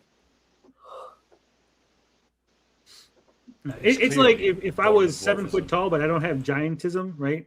Like, I'm just a really tall person. Like, yeah, that's what he's calling me a giant would still be the same thing. Like, you're still a fucking giant. Like we don't need to get in the weeds about this shit, right? But yeah, I want him to hold a little piece of paper. That way, it looks big in his hand. Perfect. But it's funny. So he then went on Twitter and went, well, you guys do it first. And I go, oh, that means he's not going to go on camera. He just wants me and TJ to go on camera. Ridiculous. So then he could be like, I already said I I'm old and fat. Like, give me a break. Like, I was once a vampire. Who cares? I'm now Gojo, like him.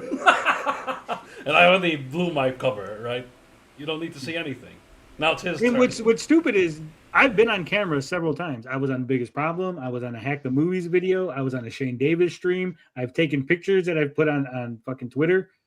So wanting me to be on camera is like, oh, we've already seen him. And I'm not as fat as you think I am, right? I have belly fat. I've said this before, but other than that, Mint can attest. Yeah.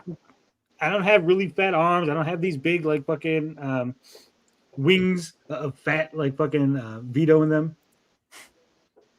I mean, the proportion of fat, like with men versus women, men usually start with the abdomen, women have like fat that builds up in their in their triceps, right? And then you get the legs and the ass and the thighs.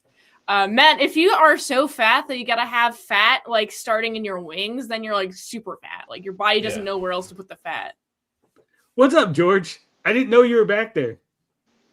I was starting to create a narrative on. I know. I saw you on X. That's you know, how I seen that you were back all there. that stuff. What the fuck? Is there a child there? I guess there was a child. George got women love belly fat. They do. Mm-hmm. It keeps them warm. Gives them something to hug on. I'm with Stray Beans. He really is disproportionate. Like, the boy ain't right. That boy ain't right. In the words of Hank Hill, Cosmic Vader says, "Will Cindy ever get over being rejected by Tony?" No, especially now. He has to double down. If you're not aware of the lore, right? If you're new to the channel, let me clue you in on what happened. Cynthia first reached out to me to ask me if I would get him a free membership because for some reason his card just wouldn't go through to give a 99-cent membership. Then he had to get a new account because he was posting anti-Semitic things and harassing people on Twitter. And so his account got reported. So he had to get a new account, which is the one that he's currently on. And then he started sending me things to sort of be my friend, even though I didn't ask him to. He'd be like, hey, look, did you see what so-and-so posted? I'm like, no, I'm black. He goes, here, let me get you a bunch of stuff. And he just like started posting me a bunch of stuff from Ginger Wolverine. I'm like, I never asked you to, and I don't care what Ginger Wolverine's posting. Like at that time when you couldn't see behind a block, right? I was just like, whatever. Like he blocked me and I moved on with my life, right? I don't care what he says at that point. But he would send me like a bunch of screenshots. And then I was arguing with Jesse Snyder. And he was sending me a bunch of stuff, and he sent me a meme. He goes, "Here you go, bro. Here's like a meme," and it was like Jesse's face, and it said like F slur or something. And I'm like what the hell is this? Like, I didn't ask you to send this. Like, we're not buddies. Why are you sending me like memes that you made of other people for I could use against them? Like, and it was just a bunch of shit. And we went through the DMs, and it was just like him messaging me over and over and over and over and over and over and over again, and me not responding at all. Very needy. Very girl attitude, yeah. Mm-hmm. He wanted to be like friends with us. He wanted to be in this inner circle, and that didn't work. So then he went over to Wizard and became Wizard's friend. And then he's been using Wizard as sort of a shield, right? He's like, "Oh, Wizard had anxiety, and Tony was mean to him." Except for I showed the tweets in which Wizard said, "Stop fucking with people. You're giving me anxiety." And Cynic on his alt account was like, "No, I'm not going to stop. I'm going to do whatever I want. Fuck you, dweeb."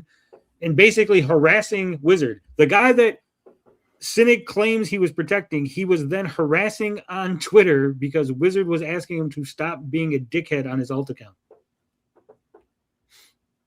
And now he's using Katie as a shield.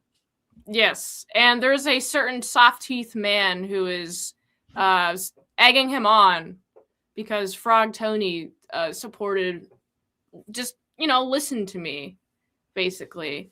Didn't believe the soft-teeth man's narrative. And so he's using that entire, group as, okay, you gotta go after Frog Tony. He's just encouraging it. So it's just never going to stop. Yeah. And it's funny because I didn't even, at the very beginning of you and Riley breaking up, the Mint Riley ending of the relationship, I didn't take anyone's side. I simply said, hey, I talked to both of them, Ethan, because I reached out to Ethan Ralph. I was like, I talked to both of them, and if you want, I can give Mint's side, because I talked to her and I could tell you what she told me, right? And I even phrased it that way, this is what Mint told me. I don't know what's true. I'm just relaying a message, basically, right? She told me this, and here's the message, right? That was a bridge too far for certain people. Certain people, Crazy Wig was like, Tony has no business on there. Why is Tony on there? Well, because I know Ethan Ralph, and I reached out on Twitter publicly and told Ethan Ralph, hey, I should cover this myself. And he was like, hey, why don't you come on the show? He invited me. Ethan Ralph invited me to go on the kill stream. Right? I didn't insert myself. I don't know if you know how these things work, but you can't just get on the kill stream. You can't just push a button and end up on the show, right? He invited me to be there to give my side. Yeah. And then Riley got really upset because they would say things, right, that are just legally untrue. Mint was on the lease. Mint was so much on the lease that Riley is now asking Mint to sign paperwork saying that she's no longer going to be on the lease, right? Yeah. Yeah. You cannot break into your own house. I don't know how many times I gotta say this. Legally, Mint going into the house that she lived at. Doesn't matter that she left the house. It doesn't matter that she left for 3 days, 4 days, a month. She's on the lease. It's her place. Legally, she's allowed to go back there. Riley changing the locks was illegal. He's not allowed to change the locks in order to keep people who live in the house out of the house. He has to get them removed. He has to have the police come and say, hey, this person has been served paper, they're being evicted, or they're being removed from the domicile, or they're no longer allowed in the home. He has to get either a restraining order or something in order to keep Mint from being in the house, right? He didn't do any of that. He just changed the locks. So Mint breaking into the house was just Mint trying to get into the house where she lived, right? As far as stealing stuff, I don't know what was taken. I don't have an inventory of things, but I do know that certain things that Riley was contending belonged to Mint via the fact that they were paid for by Mint's money. Just like the car being in Mint's name. I didn't put it in Mint's name. I wasn't the one who went to the dealership and said, hey, put it in Mint's name and not Riley's. That was them. You know, this is what happens when you do shit like that, right? When you don't put things in your name, when you put things in other people's name, it becomes their property, right? And if you break up, they take it with them, right? Yep. Yeah. And just stating these sort of things and going, hey, this is just the situation and how it is, was egregious, right? I was supposed to shit all over Mint. And I will say this, right? This will be the last thing I say on this thing. But as far as Mint stealing, Riley had no problem selling Mint's things. He literally told me, Tony, I have no money. I have to make money for rent. So Mint left a bunch of things here, like costumes and stuff. I'm going to try to sell them to make the money. Yeah. He literally, I'm going to sell Mint's things that are still in the house. If that isn't theft, I don't know what the fuck is, right? Also, there's this comment that says, seems like Katie was going to be on Riley's side, whether you're on Ethan Ralph or not. How I knew she was on Riley's side is I sent this long-ass message explaining the situation, and the only thing that she said back was, wow, I'm sorry to hear that, Mint. Not, oh, I'm sorry you went through that. I'm sorry to hear that. That one liner, I was like, you're not on my side. That's when that was the moment I knew she wasn't on my side. And that was November 9th. It took her a whole day to get back to me because I sent that long-ass message on the 8th. Sabagogo says she recently did her hall monitor routine on Liam in the chat on Ethan's channel. Liam replied with that emoji. Crazy Did also loves gaslight people on live stream as well. Yeah, I did hear Crazy Did telling people that I knew who Digibro was or some shit. I didn't meet Trixie until Riley introduced me to Trixie. Riley's good friend Trixie. Riley said, "Here's my friend Trixie. Yep. I would like you to meet Trixie." And I said, "Oh, this is Trixie? Okay." And I didn't know Friends anything of about 5 years, by the way. Yeah. I didn't know anything about Trixie other than Trixie liked anime. So Trixie came on one time for an anime stream and we talked about anime. And then one time we were yelling at Vito for being Vito, and Trixie had came on to yell at Vito. Other than that, I had no idea who Trixie was. As far as Digibro goes, I didn't know who Digibro was because I don't follow that community. I'm not in the anime community. I'm not in the Dick Masterson community. I didn't come from the Dick Masterson part of the internet. I came from the Amico part of the internet. That's how I met Vito. I met Vito in the Amico part of the internet. I didn't know Vito was on a show with Dick Masterson until after I met Vito. Okay. So the idea that I knew who Digibro was is a blatant lie. And the fact that these people want to paint me as a bad person for having Trixie on twice, but Riley's a good person for being close friends with Trixie and also having her help with his music and stuff is really weird, right? Yeah. Double standards all around. I was there when Vito ate his first Amigo content.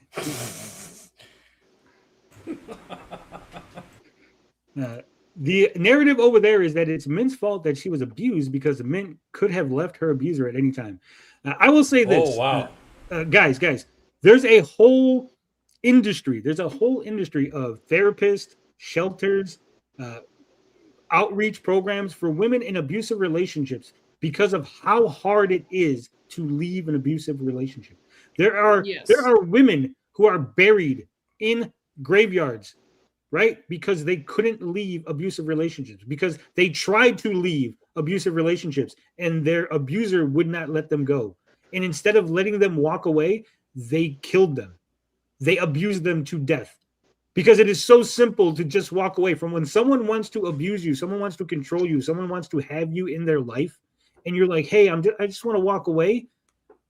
You think that that's how easy it is? You think the guy smacking you around is just going to let you walk out the door and tell people that he's been smacking you around? You think the guy that's been sexually abusing you for years is just going to let you go to the police and have him go to jail afterward? Now, you think the guy who's been manipulating you emotionally since you were dating is just going to walk away from you and go, oh, I guess I'll just find someone else? No. And if you think that they will, you're fucking retarded. And if a woman, it's bad enough for guys to say that. Like, a guy saying that is like, yeah, we're dumb and we'll say stupid shit like that because we don't understand it, right? But if a woman says that you could just walk away, she's fucking retarded. She's not. And I will say this. Yeah. Crazy Wig has said in the past that we shouldn't listen to the things that she says.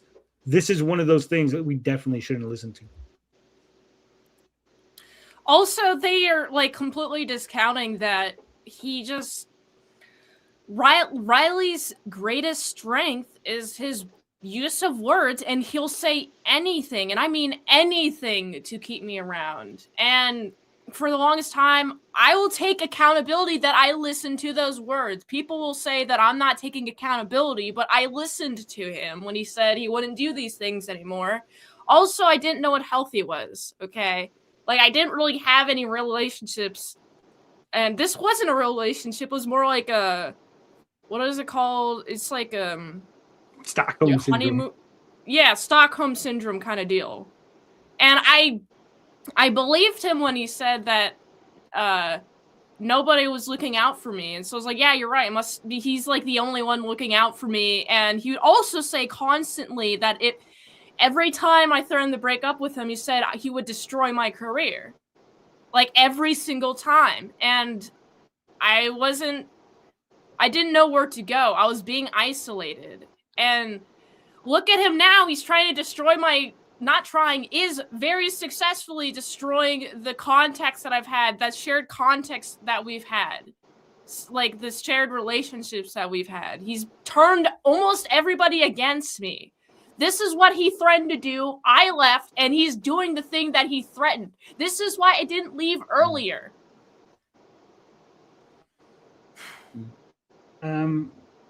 It's very sad. It's a sad situation, and the fact that anyone would say that you could just walk away.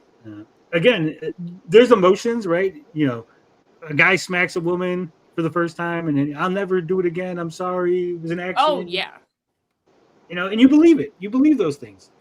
And I'm telling you this not from personal experience, but I literally, so my aunt, right? God bless her. My aunt was being abused, okay? And we let her, we helped her get out of the house, and we moved her in, and she was living in our basement.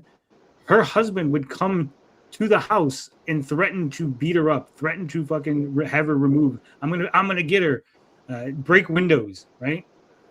My dad would have to go out there and like fucking kick him out, right? Because it's not that simple. It's not just, you just don't just walk away and then, oh yeah, it's fine now. I walked away and it's all good. It's all fucking rainbows and sunshine, right? So, anything you guys want to add before I move on? Because these people are ridiculous. No, Zero accountability with these people. Just deflect. That's all they do. I'll also say, before I got into an abusive relationship, I thought it was easy to leave an abusive relationship. I was on their side before I entered one and understood how hard it is to actually leave. Because I was like, why can't they just walk away? I enter one and it's like, oh shit, I now understand. All right. There is something I'm going to play real quick. Maybe this will help you guys understand. Right. This is a clip from a show. Damn it. Of the narrative. And now that Kevin is finally being held accountable for something, he is dragged out of his sitcom safe space. But now notice that confidence that Allison had in the sitcom world has completely disappeared. She's terrified. And that's probably one of the reasons she hadn't done this sooner. Or maybe she's tried and Kevin just threatened or intimidated her. Because you know how this will go. You leave me and you will be back begging for help, money, or attention before you know it. That's not true. It is true. Because this is just like when you thought you should move, or you should try school, or you had to go to Paris. Eventually, you come to your senses.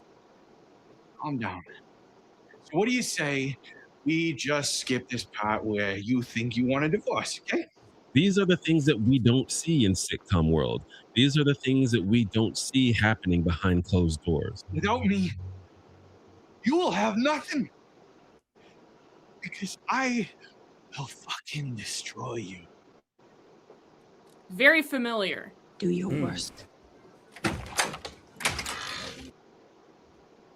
So, I remember this show, says Nada J. Yeah. Fresh Prince did it first. Now, remember, Mint was only 18 or 19 when she got with Riley. It was very naive. All right. Says, Ivor says, what do you think more guys can emphasize with? Sending cringe DMs to a woman or creating a fake cool guy online persona to hide the pain you feel from being born into the world? Empathize. I think more like people empathy. can definitely emphasize with sending cringe DMs. Yeah. Because everybody did that, right? Like nobody is in the other situation, that's for sure.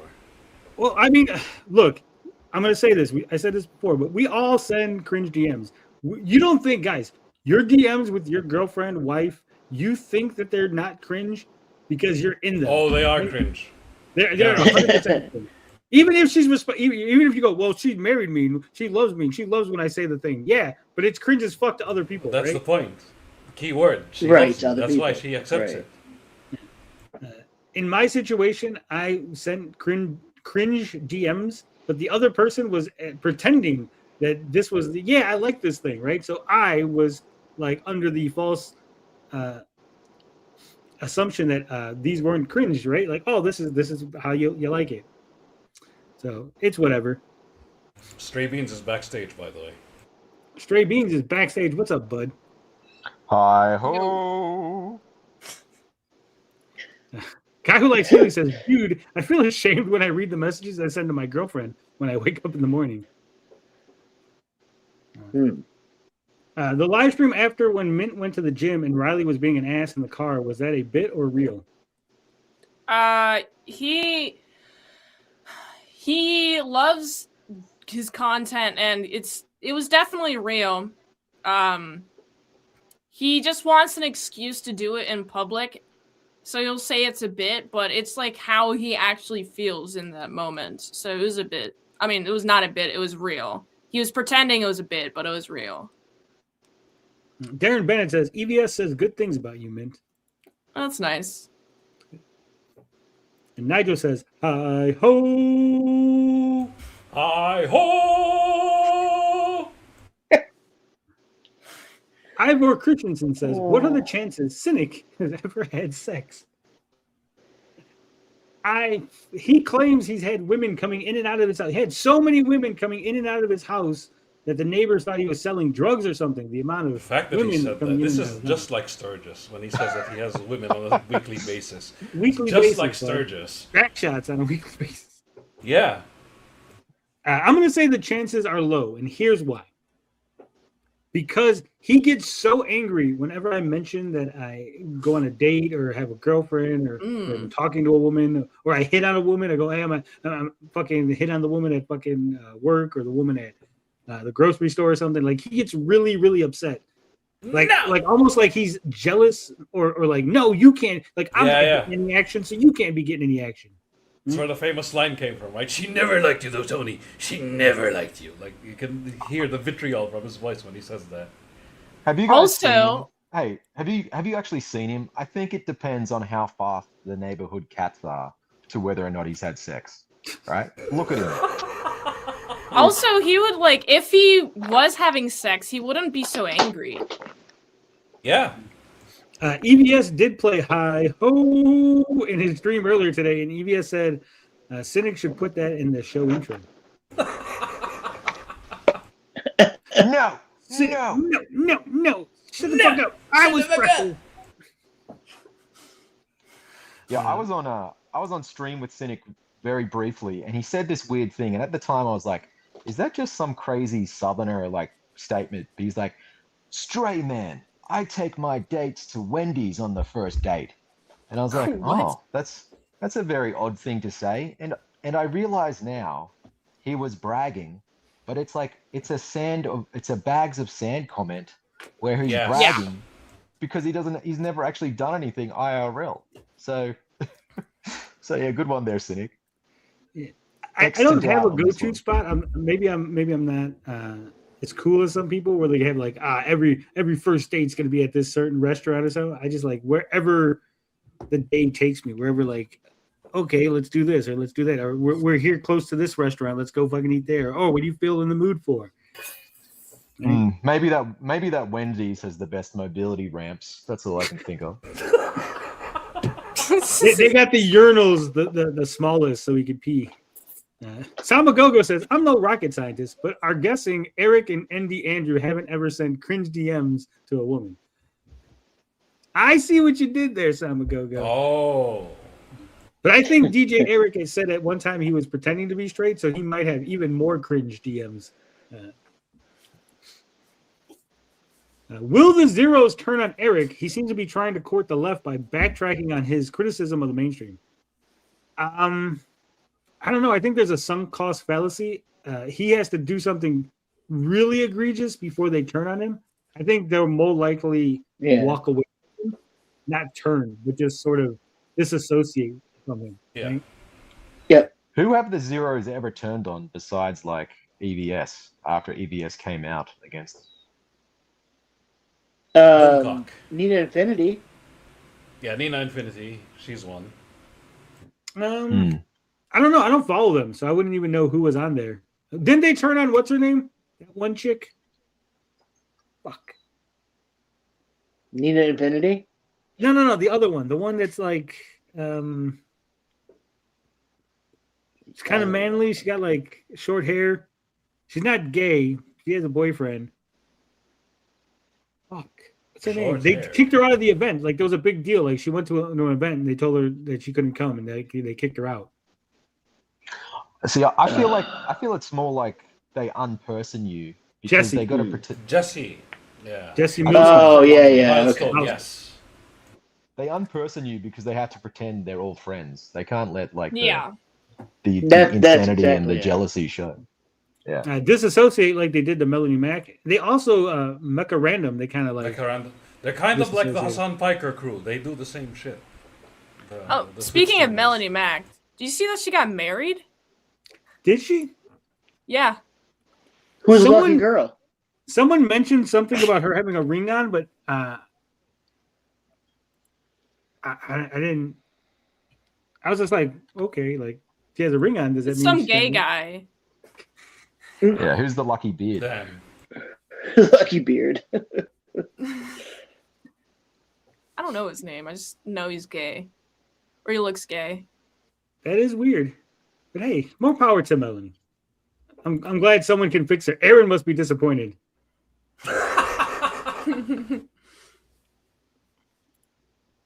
Dennis Rodriguez says, is it clear to you that Dork Grift is a neo-Marxist? It is clear to me. He calls himself a pagan, so there's that. One thing's for sure, he's got to get better at budgeting. I know that much. Yes. Also, he's got to get better at like his insults. He's really weird with his insults because like most of what he says can apply to people that are around him. Like when they go, "You take the bus," and I'm like, "Yeah, so does Ruby." Like zero self-awareness. But not only that, like so here's one of the insults that they constantly try to send to me. Tony can't afford a car, and also Tony can't drive, and it's like no. I refuse to drive. It's very simple. I can drive. I have driven vehicles before. I used to drive a rail mover, which is a giant truck, right? That it has like it's almost like a giant fucking. Like you ever see those really big dump trucks? It's like that big, right? It's a huge fucking vehicle that you drive around and then you drop it down onto a railroad track, and it has a little hookup so you could hook up the train cars and move the train cars, right? And then you move the train car to where it got to go, you unhook it, and then you lift the fucking tires back up, and then you drive away. So I used to drive that at my job. I drove a pickup truck at my job, right? In order to direct the semis into the different bays they had to go into.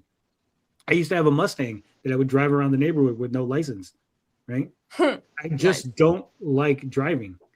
I would rather not drive.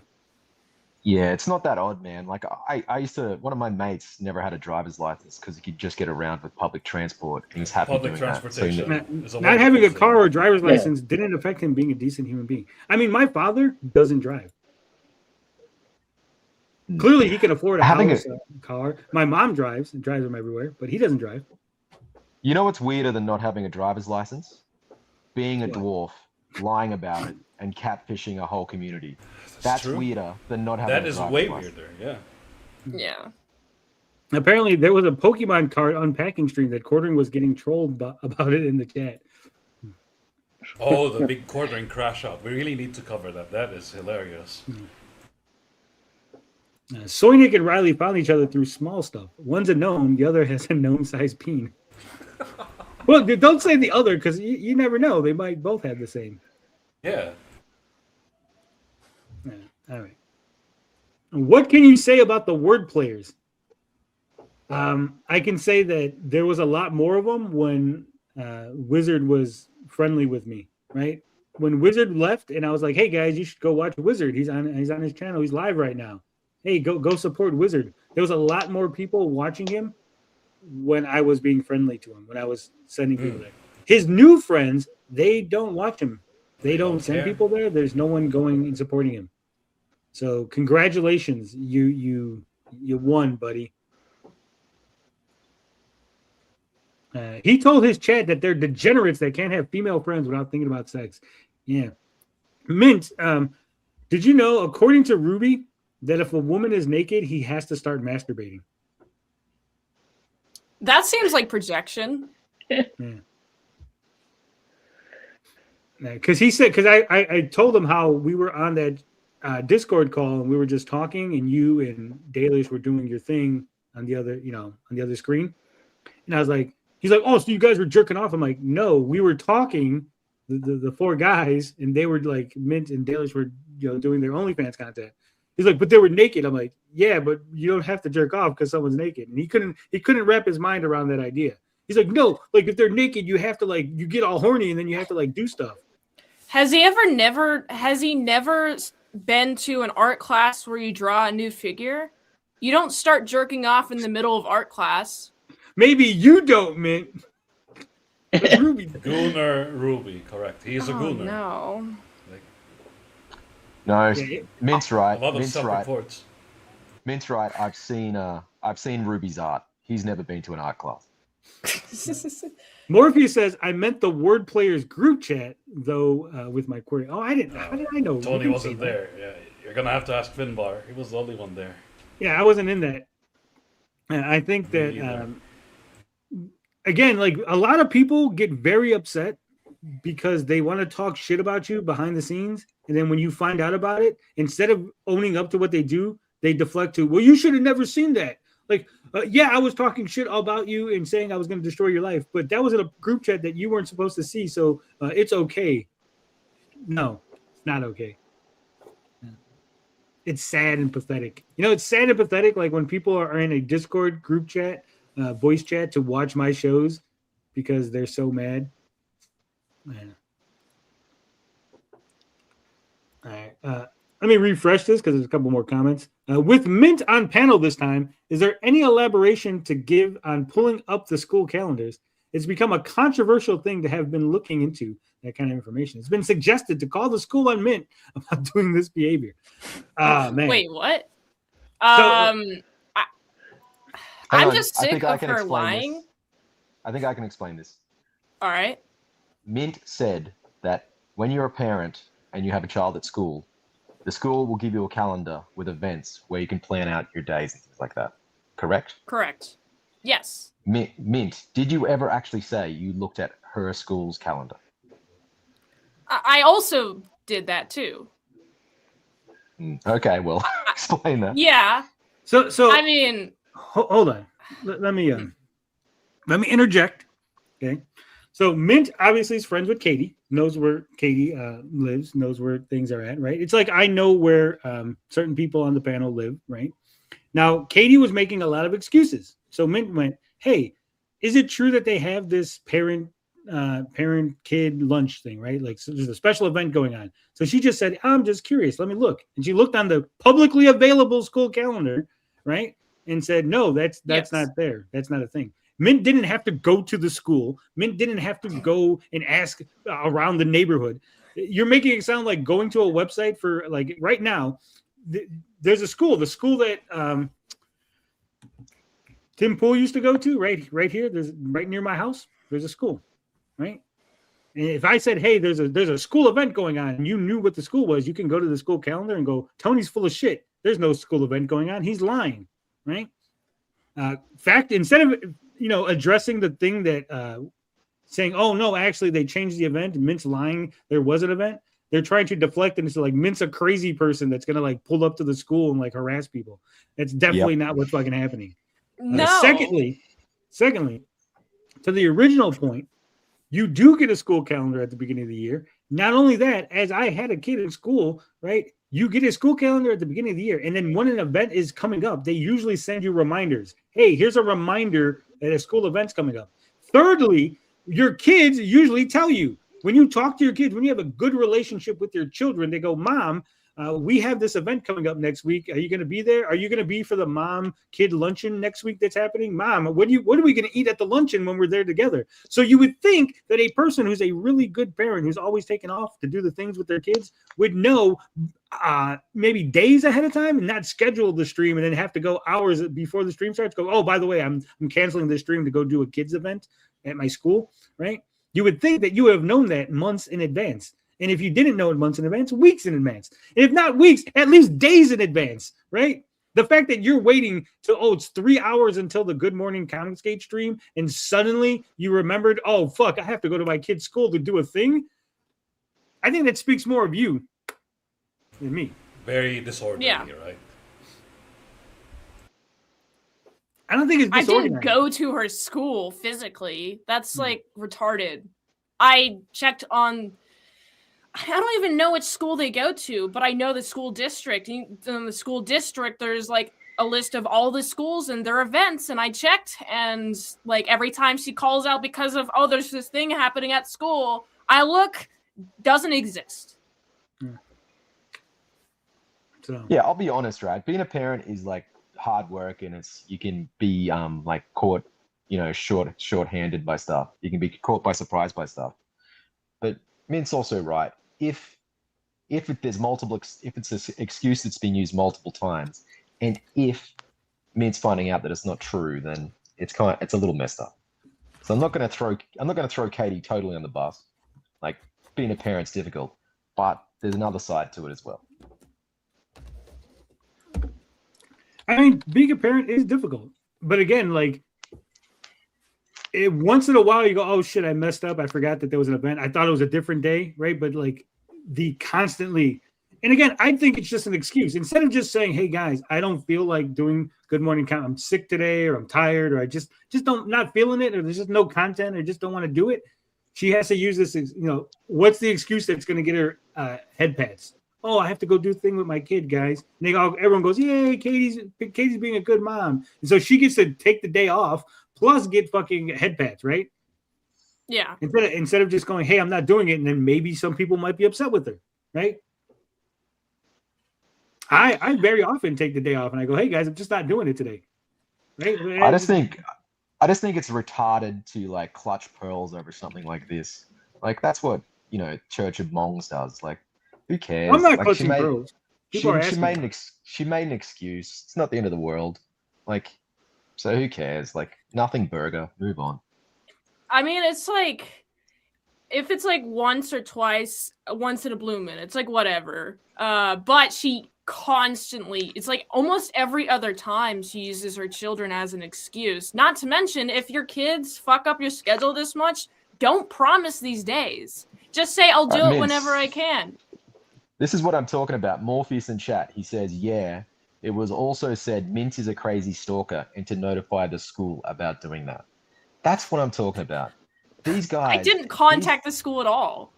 But yeah, but these guys and how they they go to the nuclear option and they just they just get extreme. Here's the thing. Here's the thing, Stray. It's not a nuclear option because Min's not going to the kid's school and Min's not contacting the school. So all they're gonna do is like waste their time and breath, right? Yeah.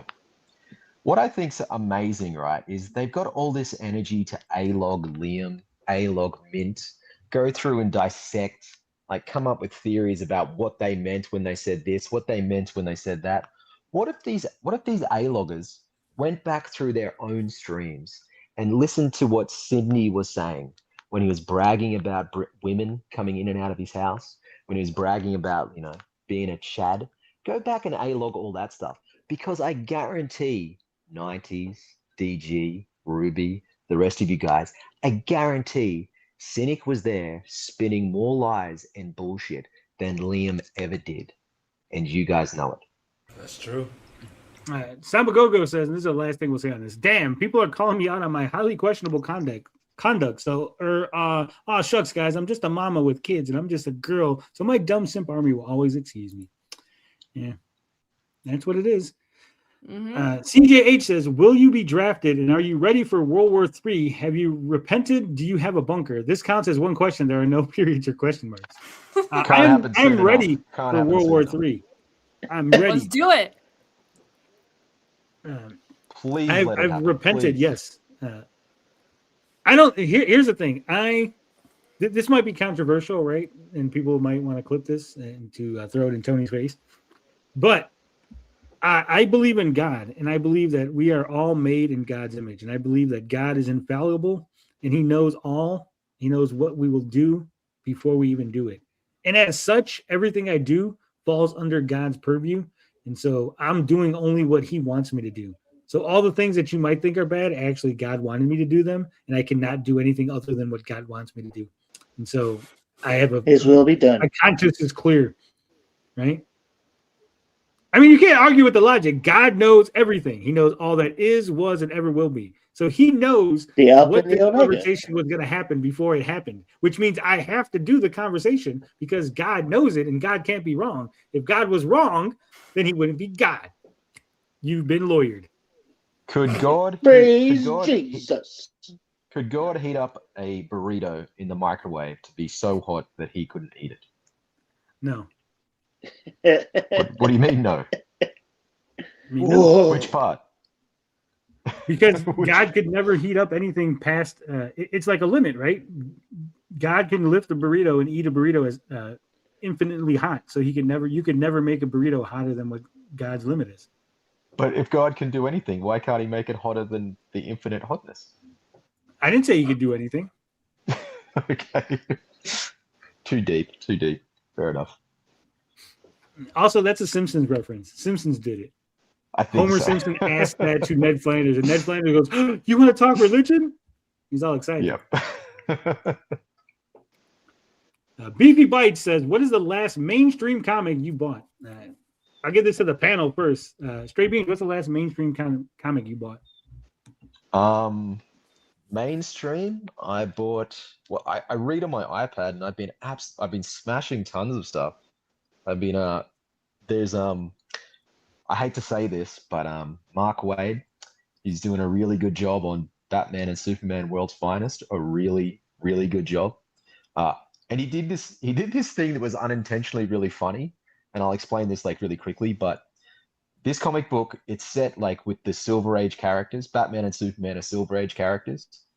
And in one issue, the Silver Age Batman and Superman flash forward to modern DC continuity.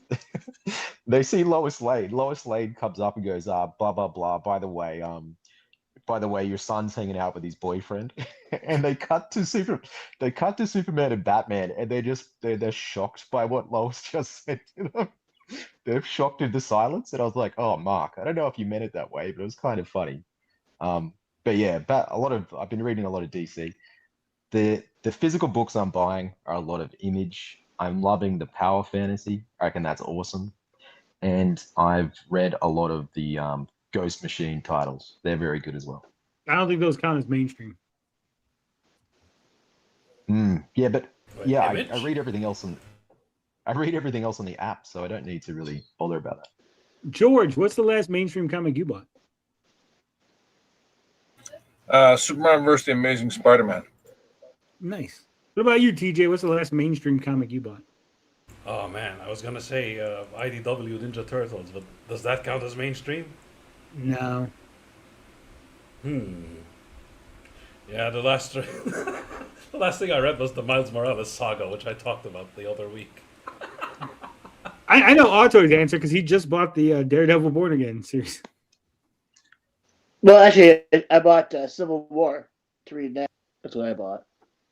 That's right. You bought Civil War. Mint, what's the last mainstream comic you bought? Does the Invincible omnibuses count? Ooh. I would say yes because of the show. It's mainstream enough, right? Mainstream adjacent. But that's Image. And not having to crowdfund comics are just mainstream comics at this point. Yeah. Morpheus said, yeah, that counts. My answer is my last mainstream comic is weird because it's not new. I bought a whole bunch of back issues of What If at the last at C2E2, right? So those are the last mainstream comics that I bought. All right, everybody. That's the show. Hope you enjoyed it. Hope you enjoyed a little bit of drama at the end, a little bit of controversy. We try to avoid it, but I messed up in not having done a show yesterday. We had those questions. So, Mint, where can we find you from now on? youtube.com/mintycrafty. I'm doing streams every Saturday, doing bi-weekly comic reviews every other Friday. This upcoming Friday is going to be Lost Girls Book 1. And that's pretty much it. Oh, yeah, I got a Twitter. Twitter.com/mintycrafty. Nana J says the last mainstream comic I bought was Mr. Miracle #9. Nice. George, anything you want to say before we leave? Yeah, Critical Blast. The Martian Martian, is at Critical Blast. It's also on Amazon. It's the sweetest sword and sorcery book you'll ever get. Go. And of course, you'll find Otto and TJ here on my show, and you'll find Stray Beans in the Australian Outback. We'll be back Wednesday. I'll be back Wednesday at the very least to do a members only open panel stream. And then Thursday for Comicsgate Church. Don't forget, guys, Comicsgate Church every Thursday on this channel. You can't find it anywhere else. Any other church is just fake. The real religion. Hallelujah. Praise be. As always, love, peace, booty grease. We out this bitch.